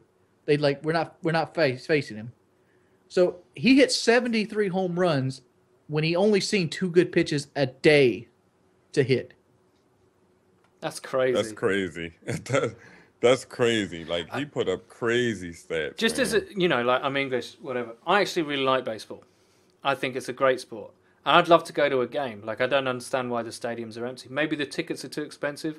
They are too expensive. I think maybe why people avoid it is because the games take a really long time, and our free time is being ever diminished as people come. And it's a lot of them too. Yeah. Eddie, it's a lot of games. It's a lot of games. So it's like I could go. It's like the tomorrow. NBA season. The NBA season's too long, right? Too many players are getting injured. It's about what? It's 82 games now. It needs to be 75. It needs to be shorter. Well, Like- baseball needs all those games to flesh out what the winning teams are and to get their Well, money, and to get their money as well. especially But them like, contracts.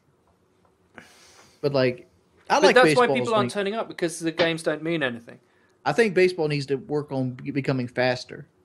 I think they need to intentional walks. Instead of throwing the ball 4 times, just hold your 4 fingers up and he goes to the first base. They need to implement things that makes the game faster, so it's not 3 hours long. Yeah, true. If they could Baseball, get baseball down to an hour and a half, more people would watch it.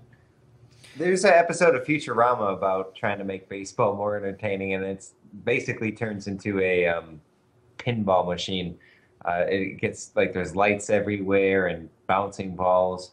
It's just too slow paced for me. I like going to games occasionally. It's actually pretty fun. You know, you get your waffle fries and a hot dog and a beer. Sounds or like you like to something. eat at the baseball park. I like doing that. That's the thing that I'd like about it, is just like the culture of it. The game, quite a lot of the time, nothing much is happening. It's really fun to have that small percentage chance to catch a ball or get a ball. That makes it worth going to. But I don't know. I don't like baseball as much. I mean, I like football and I love basketball a baseball. lot better. I love I baseball. love football. And I love the pitcher battle because when the pitcher and the batter are going at it and they're both on their prime, it's a fucking mind game. And I love that mind game. I love seeing it. Yeah. It is great when that happens. I mean, they're fairly comparable sports, but cricket, right, suffered. Obviously, the main sport in Britain is soccer, football, right? And cricket's traditionally a slow game. You think baseball's slow. Like, the official highest form of cricket is called Test cricket, and that takes place over 5 days. 5 What? days. It goes on for days. Like, they have multiple innings. It's complicated. But where cricket is now succeeding is in former colony countries of Britain, like India, Pakistan, all those kind of places. Cricket, they think cricket is like soccer. It's their national pastime. And how it got really big now, resurgently, is they shortened the game. So they limited the amount of what are called overs. How many? Like there's 6 balls to an over. So when the bowler runs up and throws the ball at the batsman, that's 1 ball. And you get 6 of those to an over. And what they did is they limited the amount of overs each side can have and made it into a 1-day game. Right? So a game would be over in 1 day. And then they shortened it even further. And they called it 20-20. So there's only like 20 overs each. And it's whoever gets the most runs. And those games take about an hour and a half. And that's where the game has really taken off in India and on the subcontinent. We're talking about billions of people watching it. Like, if baseball wants to compete with the other sports, it has to do that to a certain extent. You need to have shorter innings, or you need to have limited number of bats, but no walks. You cannot walk a batsman. Or they whatever, did do something about shortening like the warm up time. The batter comes up and does all this warm up stuff. That's what Big Papi, what's his name? He played for Boston, and he was crying about that. Like, how are they gonna just implement it like that? And they need to talk to the players or something. He was mad because they change rules and they don't say anything to the players. Like, you'll come in or get a text or something like, yo, they're changing this. You'd be like, what? Like, they just changed the rules without that would be talking the to owner's players. responsibility, because the MLB talks to the owners, and the owners are the one that's supposed to tell the team. Yeah, but the That's players, that's an ownership problem. That's not an MLB problem. yeah, I think the players should have input, not implement. I think stuff like that. I think they need to shorten it by half. They need to take everything that slows the game out. Definitely. They need to make motherfuckers hustle off field. They need to get, how like they'll do half an inning and then they'll go to commercial. They need to do a full inning per commercial. Mm-hmm. Like, you see both teams bat, both teams ball. But that's money, that commercial shit. No, take the timeouts away. But if the game becomes more popular, the TV rights, the rights to advertise during the game go up. So it's actually making more money. Just because there's less adverts doesn't mean it's less money. Shorten the field too. Yeah, bring the stands in, like make bring it some more construction. Fun. Make it more fun. Like, have a circle somewhere in the back that's like 430 yards away. If a ball goes in there, somebody in the stadium wins like $100,000 or something. They have that. Like, if you hit the truck or something. Yeah, or like you hit a truck and somebody wins a new Tacoma or something. Yeah, that's cool. I'll definitely, and you gotta be there in the stadium, to be a winner. Yeah. You'd be like, Barry Bonds playing today. Fuck that. I'm going, Yeah, exactly. You guys think that would definitely bring asses in the seats. Would you you ever see those competitions where you have to have your hand on the car for 48 hours straight? Or Family Guy. I would just lay on the hood, just lay down and go to sleep. Can't. No, you've got to be touching it with one hand. Yeah. Tape that bitch. Put a tape on it. Or just put adhesive to your hand. You just sit on the ground and just go to sleep. That's crazy. I don't know if I have the grind in my life to complete that anymore. Just imagine you had to piss or take a shit. You just do it. Fuck, this is my car. And piss on the car, claim it like a dog. That would be like some Mike Tyson shit. You all standing here and then you just have piss running down your leg and you just let him see it. Just stare at them. If you gotta take a shit, I'll definitely. If it depends on what kind of car it is. Would I take a dookie? What car would you shit on yourself for, Jive? In a competition, and it's justifiable. Like, it's a reason for me shitting on myself. And if I'm standing right next to the person, like if it's just me and him, if it's like 7 people still in the contest, I'll probably just bail. Like, but if it's just 2 people, I'll probably shit right next to somebody, and they'll probably be like, "Man, he stink. I'm out." Yeah, I'm saying like you could use that as like a yeah, motivational factor for them to quit. Huh? What kind of car though? I got to get a whole bunch of bitches with the car. Surely an Period. Aston Martin then. Definitely, Aston Martin, something like that. See, I would do it for like a truck. You give me a new like Silverado or something. Dude, the new Aston Martin. Silverado. Dude, the Aston Martin in the new Bond film Spectre, there's only one of them. You know what? I would never, even if I had the money, I would never buy an Aston Martin. Why? Too big though. I'm too big for those cars. Like I don't. If you can fit it, motherfucker. It's just they're too low to the ground. They're just uncomfortable to sit in. They're not designed for comfort. They're designed for speed and power and like ability to take curves and stuff. It's so beautiful though. Some of those they cars are beautiful cars. deceptively. I mean, like roomy. it's fun for like a very powerful car. Like if you've never driven like a very powerful car, it's really fun for short periods of time because it gives you because it's like feels like you're flying. Like literally feels like you don't exist on Earth anymore. But like. It's not something you want to get stuck in traffic in. No, not at all. No, not at all. Because you're literally like this. You're almost laying down, and you're looking at like the running boards of the truck next to you. Although I should imagine that anybody's game is improved by an Aston Martin. So, White Boy and Eddie, what cars would I you shit on yourself? I would probably do it for a lot of cars. I'm pretty reasonable. Like I've shat on myself kind of before. I'll do it again for like a car. I tell you one American you never car. You never shit your pants a little bit while playing games that you couldn't pause. No, I've never done that. Like you had the turtle head pop out and it like touched the underwear.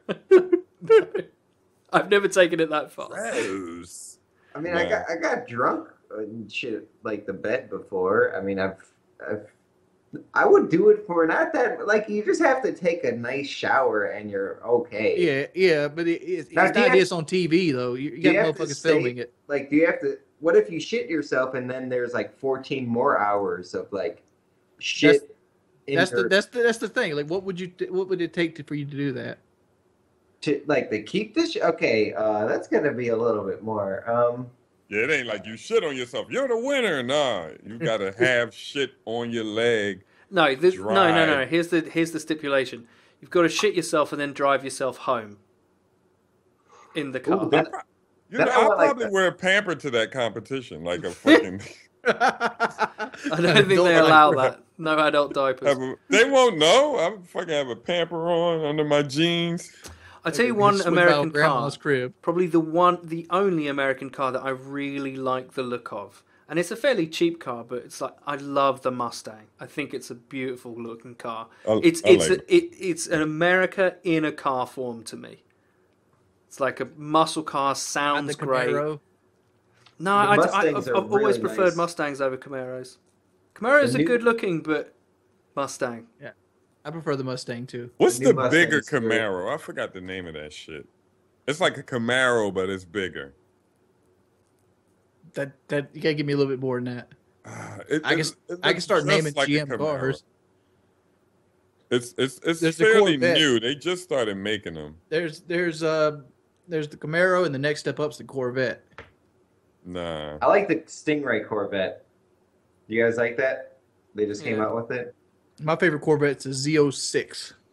There's a lot of cheap sports cars. Well, not cheap, but like had the 427 in it.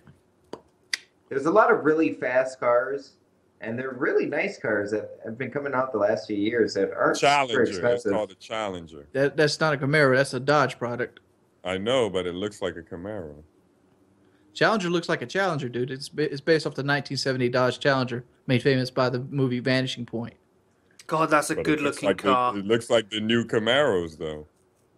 But What's bigger. in Bullet? There's two cars. There's the Mustang. It's a Mach 5 Yeah, hatchback he Mustang. has Steve McQueen has a Mustang. The other What one's a does the bad Charger. guy have? Does he have a Challenger? Dodge Charger. He has a Dodge Charger. That's it. 69 Bad Dodge guys' Charger. cars. Bad guys' cars are always cool. That's what the Duke boys drove too. Yeah, it's a bad. Good old boys. Never meaning no harm. Made all they ever saw. Been in trouble with the law since the day they was born. Should we? We're coming up to like nearly 3 hours. Should we do some iTunes reviews? Yes. All right, let's do it. You search the podcast show, all one word on iTunes to find us over there. We do appreciate it if you leave a rating. And to show our appreciation, we like to read a few of said ratings on the podcast show towards the end of it. So give us a rating on iTunes. It helps the podcast grow. iTunes is a big place for podcasts, and every rating helps out a lot. Like even if they're bad, just like when your vote counts here is what we're trying to say. Maybe not if you vote for George or whatever Bush. Is it Jeb Bush coming up next? oh, they're gonna cheat for him regardless. So all right. If you vote for us, it's going to Bush. So Okay, let's see. Joker HD. Just started watching, and I can already tell that it's much better than PKA hashtag 1080p hashtag 60 frames per second. Joker has some jokes right there for us. thank you, in the Joker. review. Colton says, I heard you guys mention something about answering viewer questions, so I have one.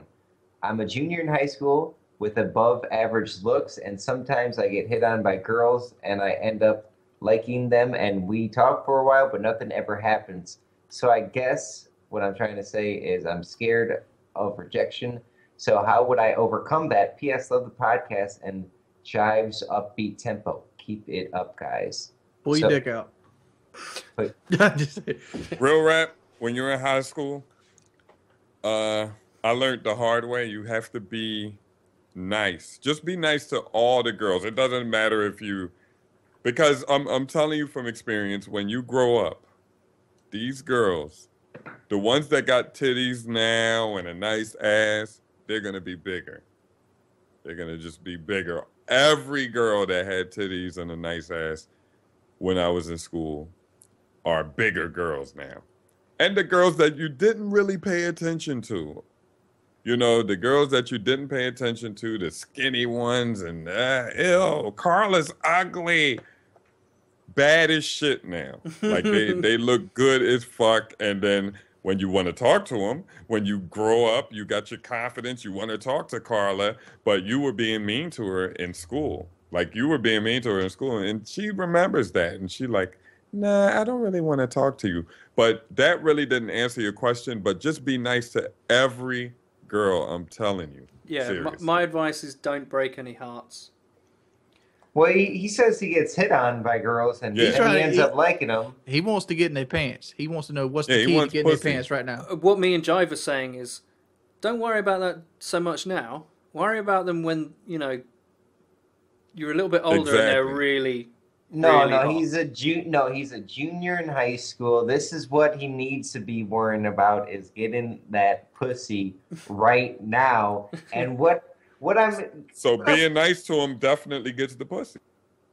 I got a lot of pussy in high school. But A lot. what I can kind of depict from his question, he seems a little shy or not super confident in it. Like he's like, I heard you were got to mention something about answering questions. Then he says something about being above average looks. I think he's just thinking a little bit too much into this whole situation.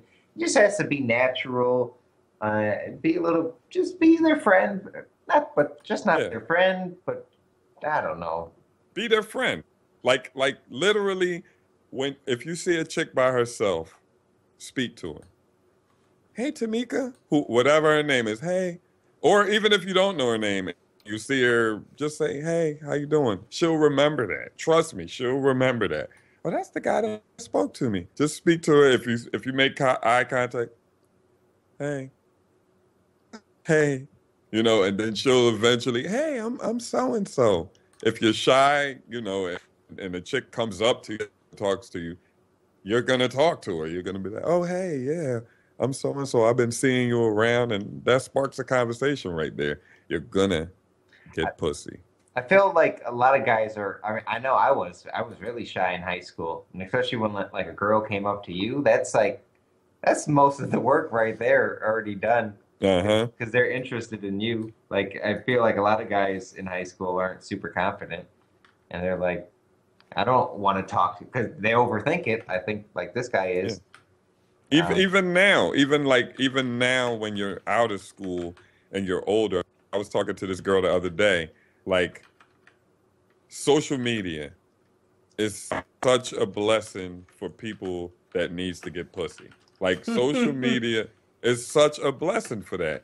Like when when I was coming up, if I had social media, like I was before MySpace. Like I didn't have all that stuff. I had to manually get pussy. I had to manually go out and meet bitches. Like Manually. now, what I was saying in the first thing, this chick is nice looking. She looks good as shit. And she was telling me like people are crazy. That's why, because I met her on Facebook. I sent her a message and I was like, yo, I know you see this message, because I sent her one message. She didn't answer it. I sent her another one. I said, I know your dumbass see this message. And then LOL. You always got to put the LOL just to let them know you're playing. Anyway, she replied, blah, blah, blah, blah, blah. And then I told her a couple jokes, blah, blah, blah. Then we started talking. Then I was like, damn, y'all chicks don't answer no messages like on Facebook. And she like, because people have this fake confidence, like they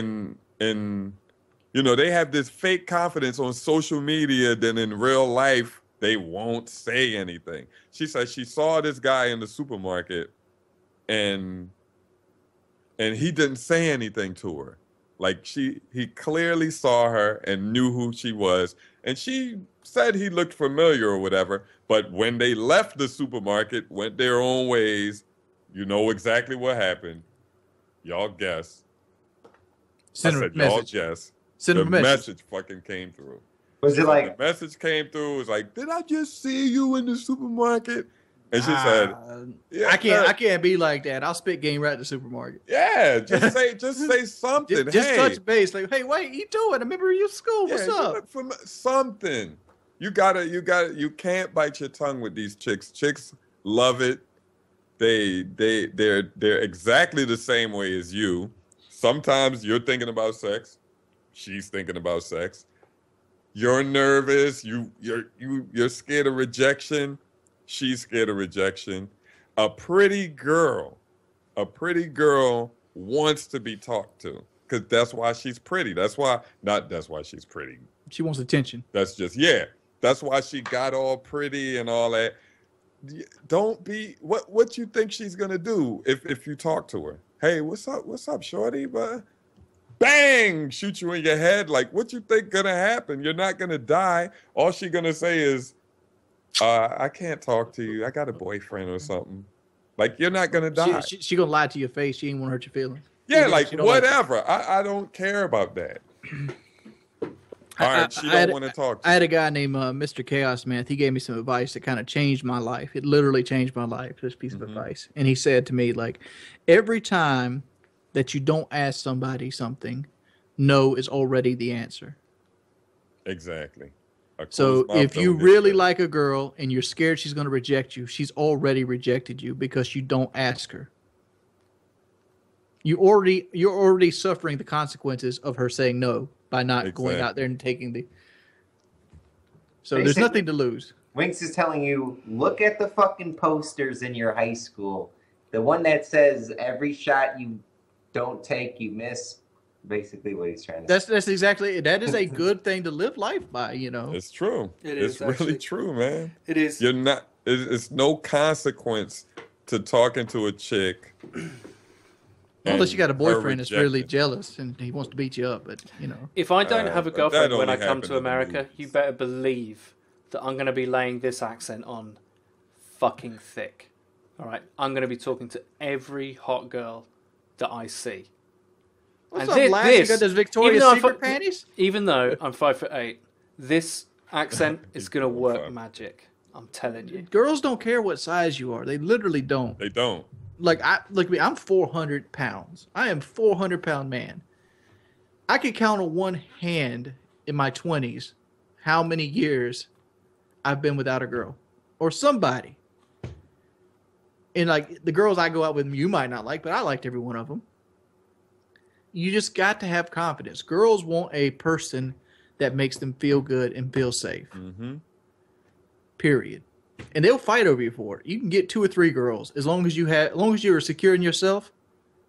That's it. It doesn't matter what you. It kind of matters what you look like. Well, he said he's above average looks, If you're above average looks, though, that's why I said just pull your dick out. and Pull the dick out. the girls are coming to talk to him. Pulling the dick out might not be the. Don't pull your dick out, buddy. Don't do it right then. Don't do it right then. But like, you know, It feels you're right. gonna have to be. When I say pull your dick out, that means you're gonna have to be the one that approaches the subject. If she already feels like she approached you, she's touched base, and she's waiting on you to make a reaction to what she did. If she comes up to you and tries to enter conversation with you, she feels like she's filled her obligation. If he likes me, he'll push it the next step forward. So pulling your dick out is essentially like, maybe you should ask her out. Maybe you should, push it. Maybe you should try to kiss her. These are kind of things. The ball's in your court is what I'm saying. Try to kiss her. Well, Just randomly? not randomly. Out of nowhere, like an RKO. No, it's Surprise! It's not like surprise. We're kissing. Surprise, motherfucker! But I'm looking at things like further down the road, like you talking, you chilling one night. Maybe I'll go to a movie or some shit. All right. We have another review from OG Cushmaster. Smoke weed every day. Just wanted to write a review to get on the show. Anyways, awesome podcast. I listen to it while I play video games. Thank OG you, dude. Kush, he got Thank you, homie. We got got on you. the show. His dream. Kush, make sure you hit those likes, pimp. Hit that like button, Kush. I know it's hard to do when you watch a 3-hour damn show and you forget because after you finish, you just click onto another video. But Oh, that's Fire Eyes 51 says, I've never had the patience to sit through a whole podcast. These guys are great, though. Feels like you're sitting chatting with a bunch of friends.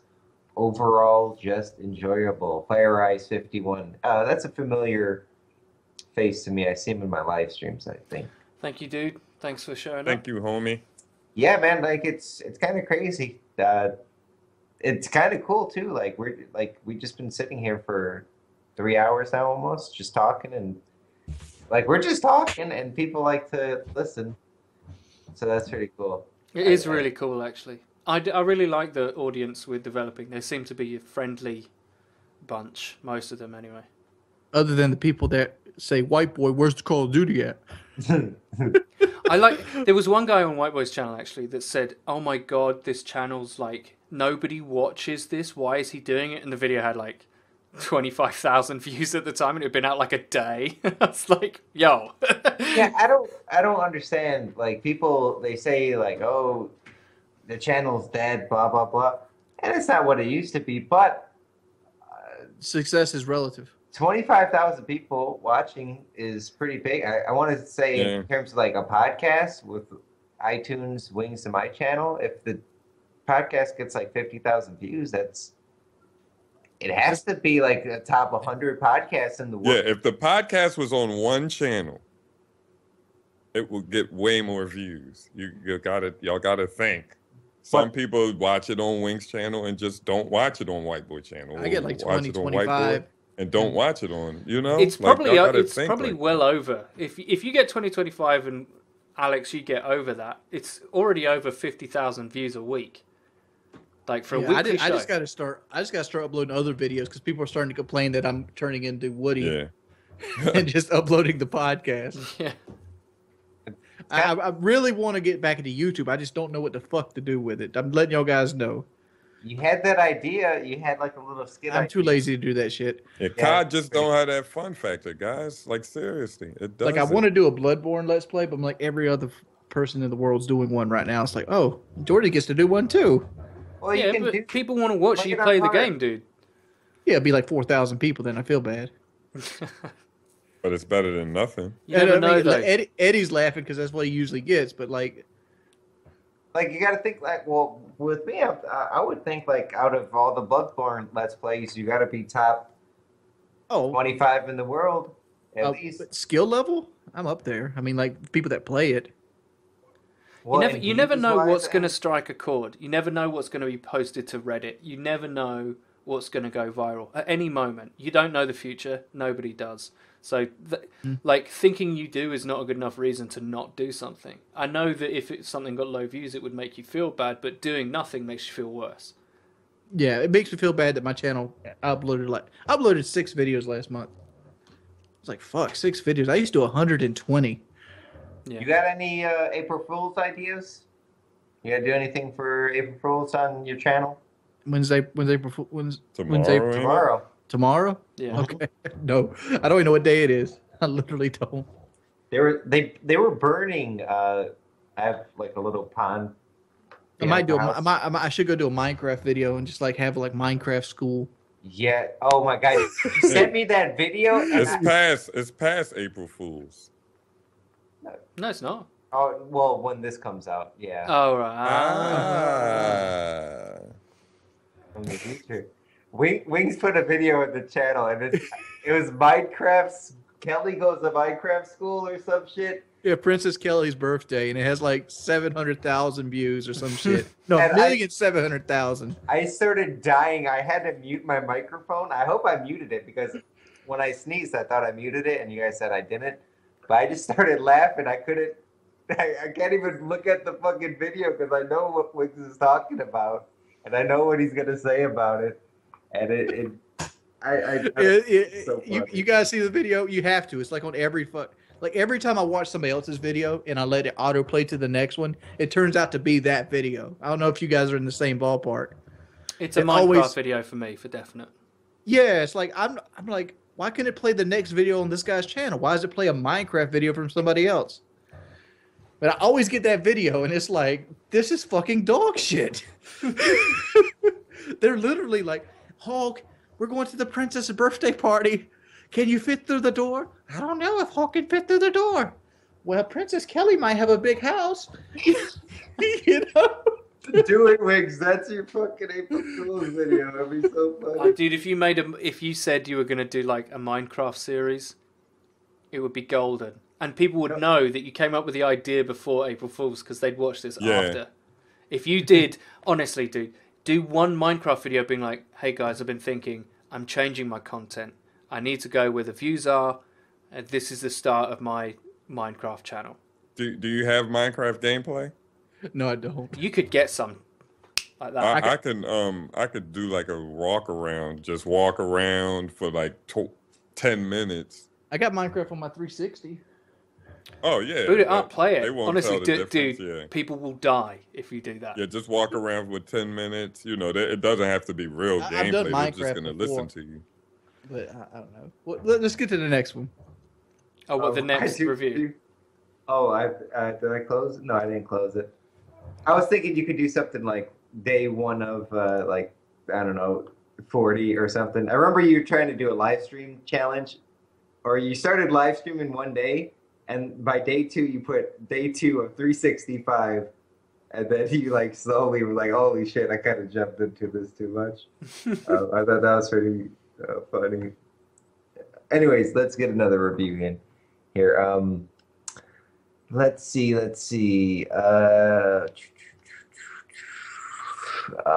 I'd hit it from Uncomfortably Dumb, 5 stars. Thank you. All right, let's get an actual review with some content. While you're looking at this, the podcast show goes, I feel bad for Wings. He had to take a shit, but they didn't end the show for another 30 minutes. Somebody feels my pain. All right, this will be the last review. Taylor Martin. Hey, fellas, I really look forward to the show each week. Big ups to Taylor. Taylor, What up? Taylor. Dude, It's a wonderful way to end my Saturday night. You guys, chemistry is awesome. You have something to bring to the table, and the topics are also really fun. Thanks for the show. Question: what are each of your guys' ideal dream game, regardless of current technological capacities? What, our favorite game ever, or No, our dream game. Okay, I'll answer. Mine would be the zombie apocalypse simulation with Oculus Rift, treadmill, heartbeat sensors, adrenal implants, like the full, like into the Matrix. I think it's real. Zombie apocalypse. Okay, I'll go. If we're gonna say like ultimate experience, I always like the idea of like these really difficult counter sniper games. But I would, if you could do it on the Oculus Rift or some sort of like, Star Trek fucking holographic room, like you're in the fucking Matrix, right? Like counter sniping game, like in like real mountains and shit. That would just be totally absorbing. Like you go in there with a buddy, and it's like you're matched up against two other people, and you're like miles apart and shit like that. You got to traverse the terrain, and you got to take each other out. That would be awesome. I'm so lazy. I would like another Final Fantasy in the old style. What, That's a SNES good style answer. or PlayStation style? Either. I just like the row of parties versus the row of monsters. Magic. Yeah. You hit each other. I would love that style again with the active time battle with the world map. So I like have- Final Fantasy VII, basically. That kind of game. That kind of game, yeah. I just thought of mine because I never thought of my fantasy game or whatever.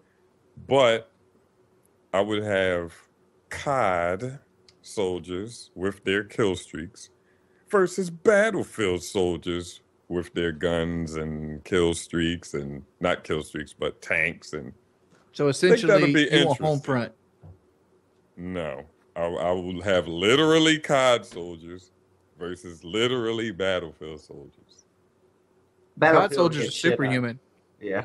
COD soldiers are Yeah. superhuman. I think Battlefield soldiers will shit on COD. Well, if you have tanks, yeah. Yeah, but they'll all have the tanks COD people have 3-shot assault rifles from across the map. Yeah, Dum, but, dum, but that's shooting COD soldiers with those. Right, They're well, not shooting Battlefield that's soldiers. not mixing the two games then, is it? Like, you'd have to take... like, if Battlefield's allowed to take fucking tanks, then COD is at least allowed to take specialists and its stupidly powerful guns. Because like the COD soldiers, the COD kill streaks are worthless. Because like look how long the AC-130 lasts versus a good jet pilot. Yeah, Like so, at that point, it's just the big benefit the COD guys have are the quick kill guns and the super speed. Yeah. yeah. So Okay. COD would lose? Depends I on don't the map. know. Depends on how. Depends on how but- good the vehicle guys are. But people would just, you spawn and get right in vehicles. So they'll shit on COD. Yeah, but they're allowed to take stingers, surely, COD people. Yeah, they but have stingers. but And there's we- like I know how 15... to- and stingers can shoot anything in COD, so... but you still got to lock on in COD stingers. Well, but don't most Battlefield people And just then camp on roofs with sniper Battlefield, we rifles? got Yeah, but they're You not got one-shot snipers. kill sniper rifles, whereas the COD ones are. Yeah. but we have countermeasures for the stingers. So They got RPGs that are... listen to they got- me, we. Yeah, look at this nerdy I love conversation going fucking on right now. Battlefield. Like the nerds, nerdiest conversation ever. Like, oh, what would win? Ah. Oh, I Battlefield. don't know. I just thought Battlefield, about no, that, but because I of the think tanks. that'd be Battle's superior. Yeah. My sniper has and, bullets and, out. and the crazy thing is, we got to think about like Battlefield was shit on Wing's favorite COD. They are soldiers. Like we got to think about which COD they're going against. So Because you're trying to basically- say my favorite COD, World at War, we get shit on by Battlefield Yeah, players. they would shit on them. With Yeah, them. but Wouldn't it be never- equivalent Battlefield though? Wouldn't it be like Battlefield 1942? No, it would just be. This just This sounds like what this Battlefield. is Jive wants to kill COD players over and over again. This is what this has No. turned into. This isn't Because a I think the game. Modern Warfare 2 soldiers. would This is shit. why he liked the beta so much in Hardline because all the COD players downloaded it. Yeah. Oh yeah, I should have Basically. done all of them. I hate being considered a COD player, dude. Yeah. You're I'm kinda- good as fuck at Battlefield. It's amazing. Yeah, you're a COD player. I'm good as fuck at Battlefield. My KD isn't 3 in Battlefield, it's like 2.5. But how many Really? 2.5 motherfuckers you got out there? Not enough. Not a lot. If I didn't I get snipe, 2.5 easy. ground pounding, son. Easy peasy. Yeah.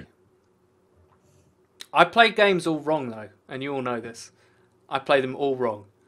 Well, you play him like a kid with like Tourette syndrome that has ADHD. Like, Pretty much. I must keep moving. I'm not gonna deny it. I'm not gonna deny it. I want to do the hypest they'll thing spawn ever. over there. I want to run at you, outreact you, outgun you, and make you rage quit. That's what I'm I gonna like do. that. But do you feel upset if you run and find like 4 people with their back turned to you? It's like, fuck, I missed an opportunity. No, not at all. I'll hose those people down all the time. But like especially people who think they're good. I love killing people who think they're good. Would you be the person that thinks you're good? Yeah, of course, and that's why it's funny, right? That's why I rage, and that's So why... it's like when somebody actually, have you ever actually ran into a player that was better than you? I've played. Like, I've done I've that played before. Optic. I've done that before. It's like it's like holy fuck. It pisses me off. It's like I start getting mad. Yeah. No, of course It's there are like- players better than me. Like I play with people who are better at COD than me. Like Rich on console. Rich I'm and talking about like Liam. when you Weagle run and- into a guy randomly. It's like, oh shit. Yeah. No, It's generally very rare though. Yeah, Very it rare. was exceptionally rare. Like it was generally what would happen was if I met someone in a lobby that was playing like I was and outgunned me several times in a row, it wouldn't make me mad. I would show them respect. But if I played against someone who'd done well in the previous lobby, say I joined midway through, and they'd done well in the last game, and I outgunned them a few times in a row, and then they just started, You're talking about the XCal effect. yeah, and then they just start sitting, then I show them no respect, and that would make me angry because I'd be like, I'm out here before we're having some sort of duel and it's cool, right? I look at it this way: any 1v1 that you go into, you're never guaranteed a victory. It doesn't matter how good you are, but it's not about victory; it's about competing, right? So if I'm going toe to toe with someone who plays like me, and then they stop playing like me because they value the score more than the spirit of the competition, that'll make me angry. But if someone shits on me over and over again when I'm trying to challenge them and they're challenging me, it doesn't make me mad. It's really weird. That doesn't So make me I'm the angry. type of player to piss you off because I would adjust to you. Yeah, you I'm would. like, You I'm yeah, like, no, well, this guy keeps running this way, wanting a gunfight. yeah, He'd never see this shit coming. yeah. No, I won't. I'll just carry on chasing gunfights. That's what I do, and that's why I said I play games all wrong because I do. I do that in Battlefield with a sniper. I mean, you can't get more retarded than that. Like, it's a stupid way to play games, but I like it.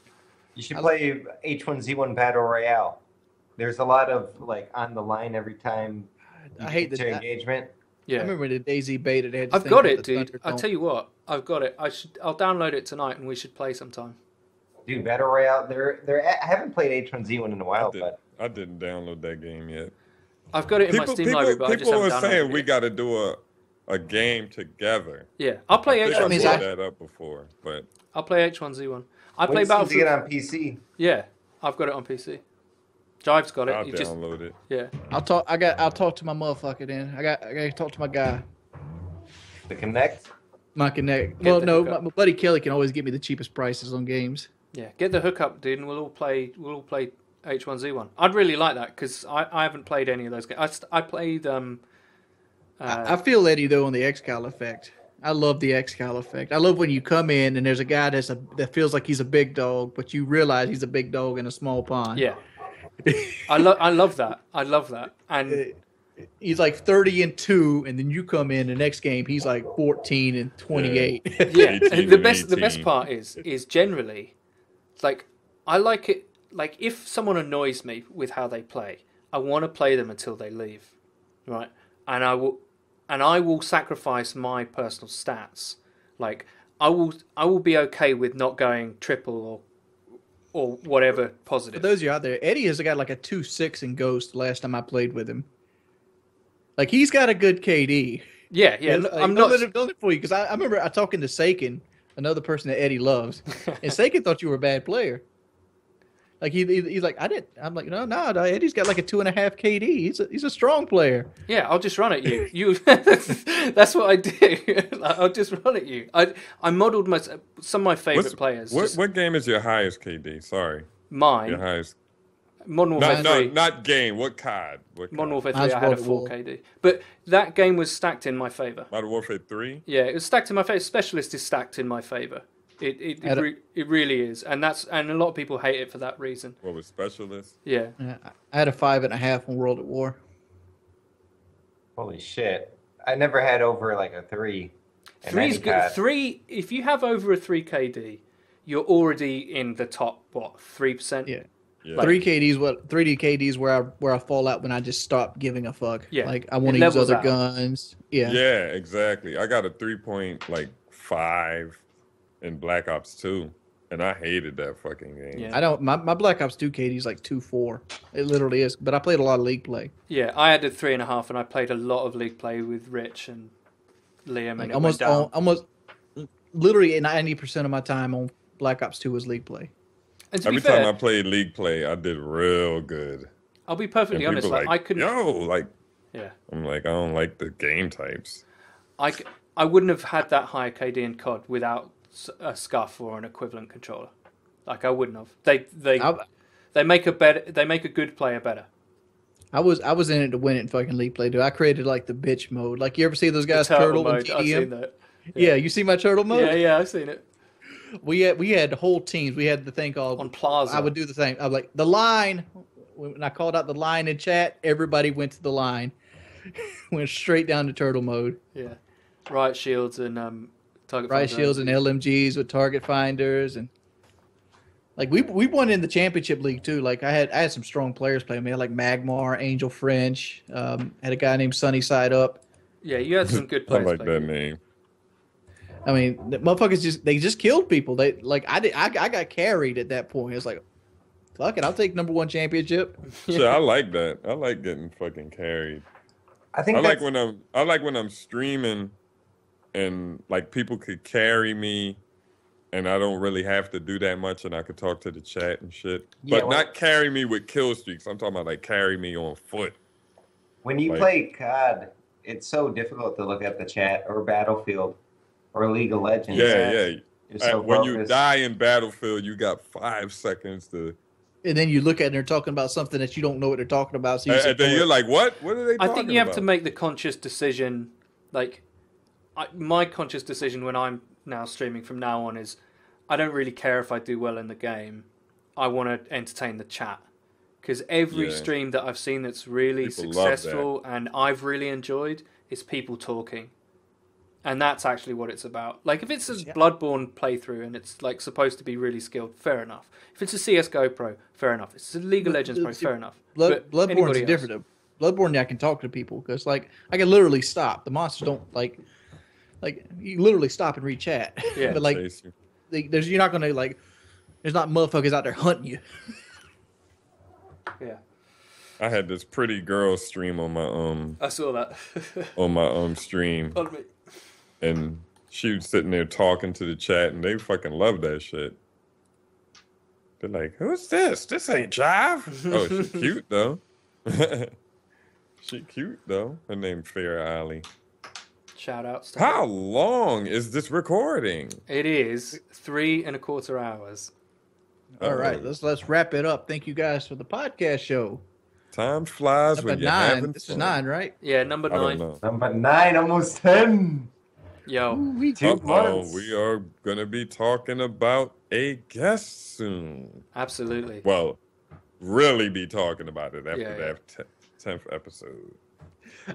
Like, part of me wants to be like, let's get fisticuffs. We'll just end up talking about God the whole time, dude. Yeah, but fisticuffs is like, he's like Illuminati God. Like, he goes off the wall with it. Like he's like, David Vonderhaar has got like blood sacrifices. With those are given people, though. Like, those are given people. Like, we're gonna have fisticuffs, Mark of J. Like, out the box, who do you think we could probably pull off? I could get Boogie. Boogie would be really good. I'd really like if you could. I'd really like to have Hutch on If the we show. get Chris Smooth, that'll be crazy. I'm pretty good friends with Chris Move. I mean, I could get a lot of 2K people. I can get my cat. Cash up. We get Kelly.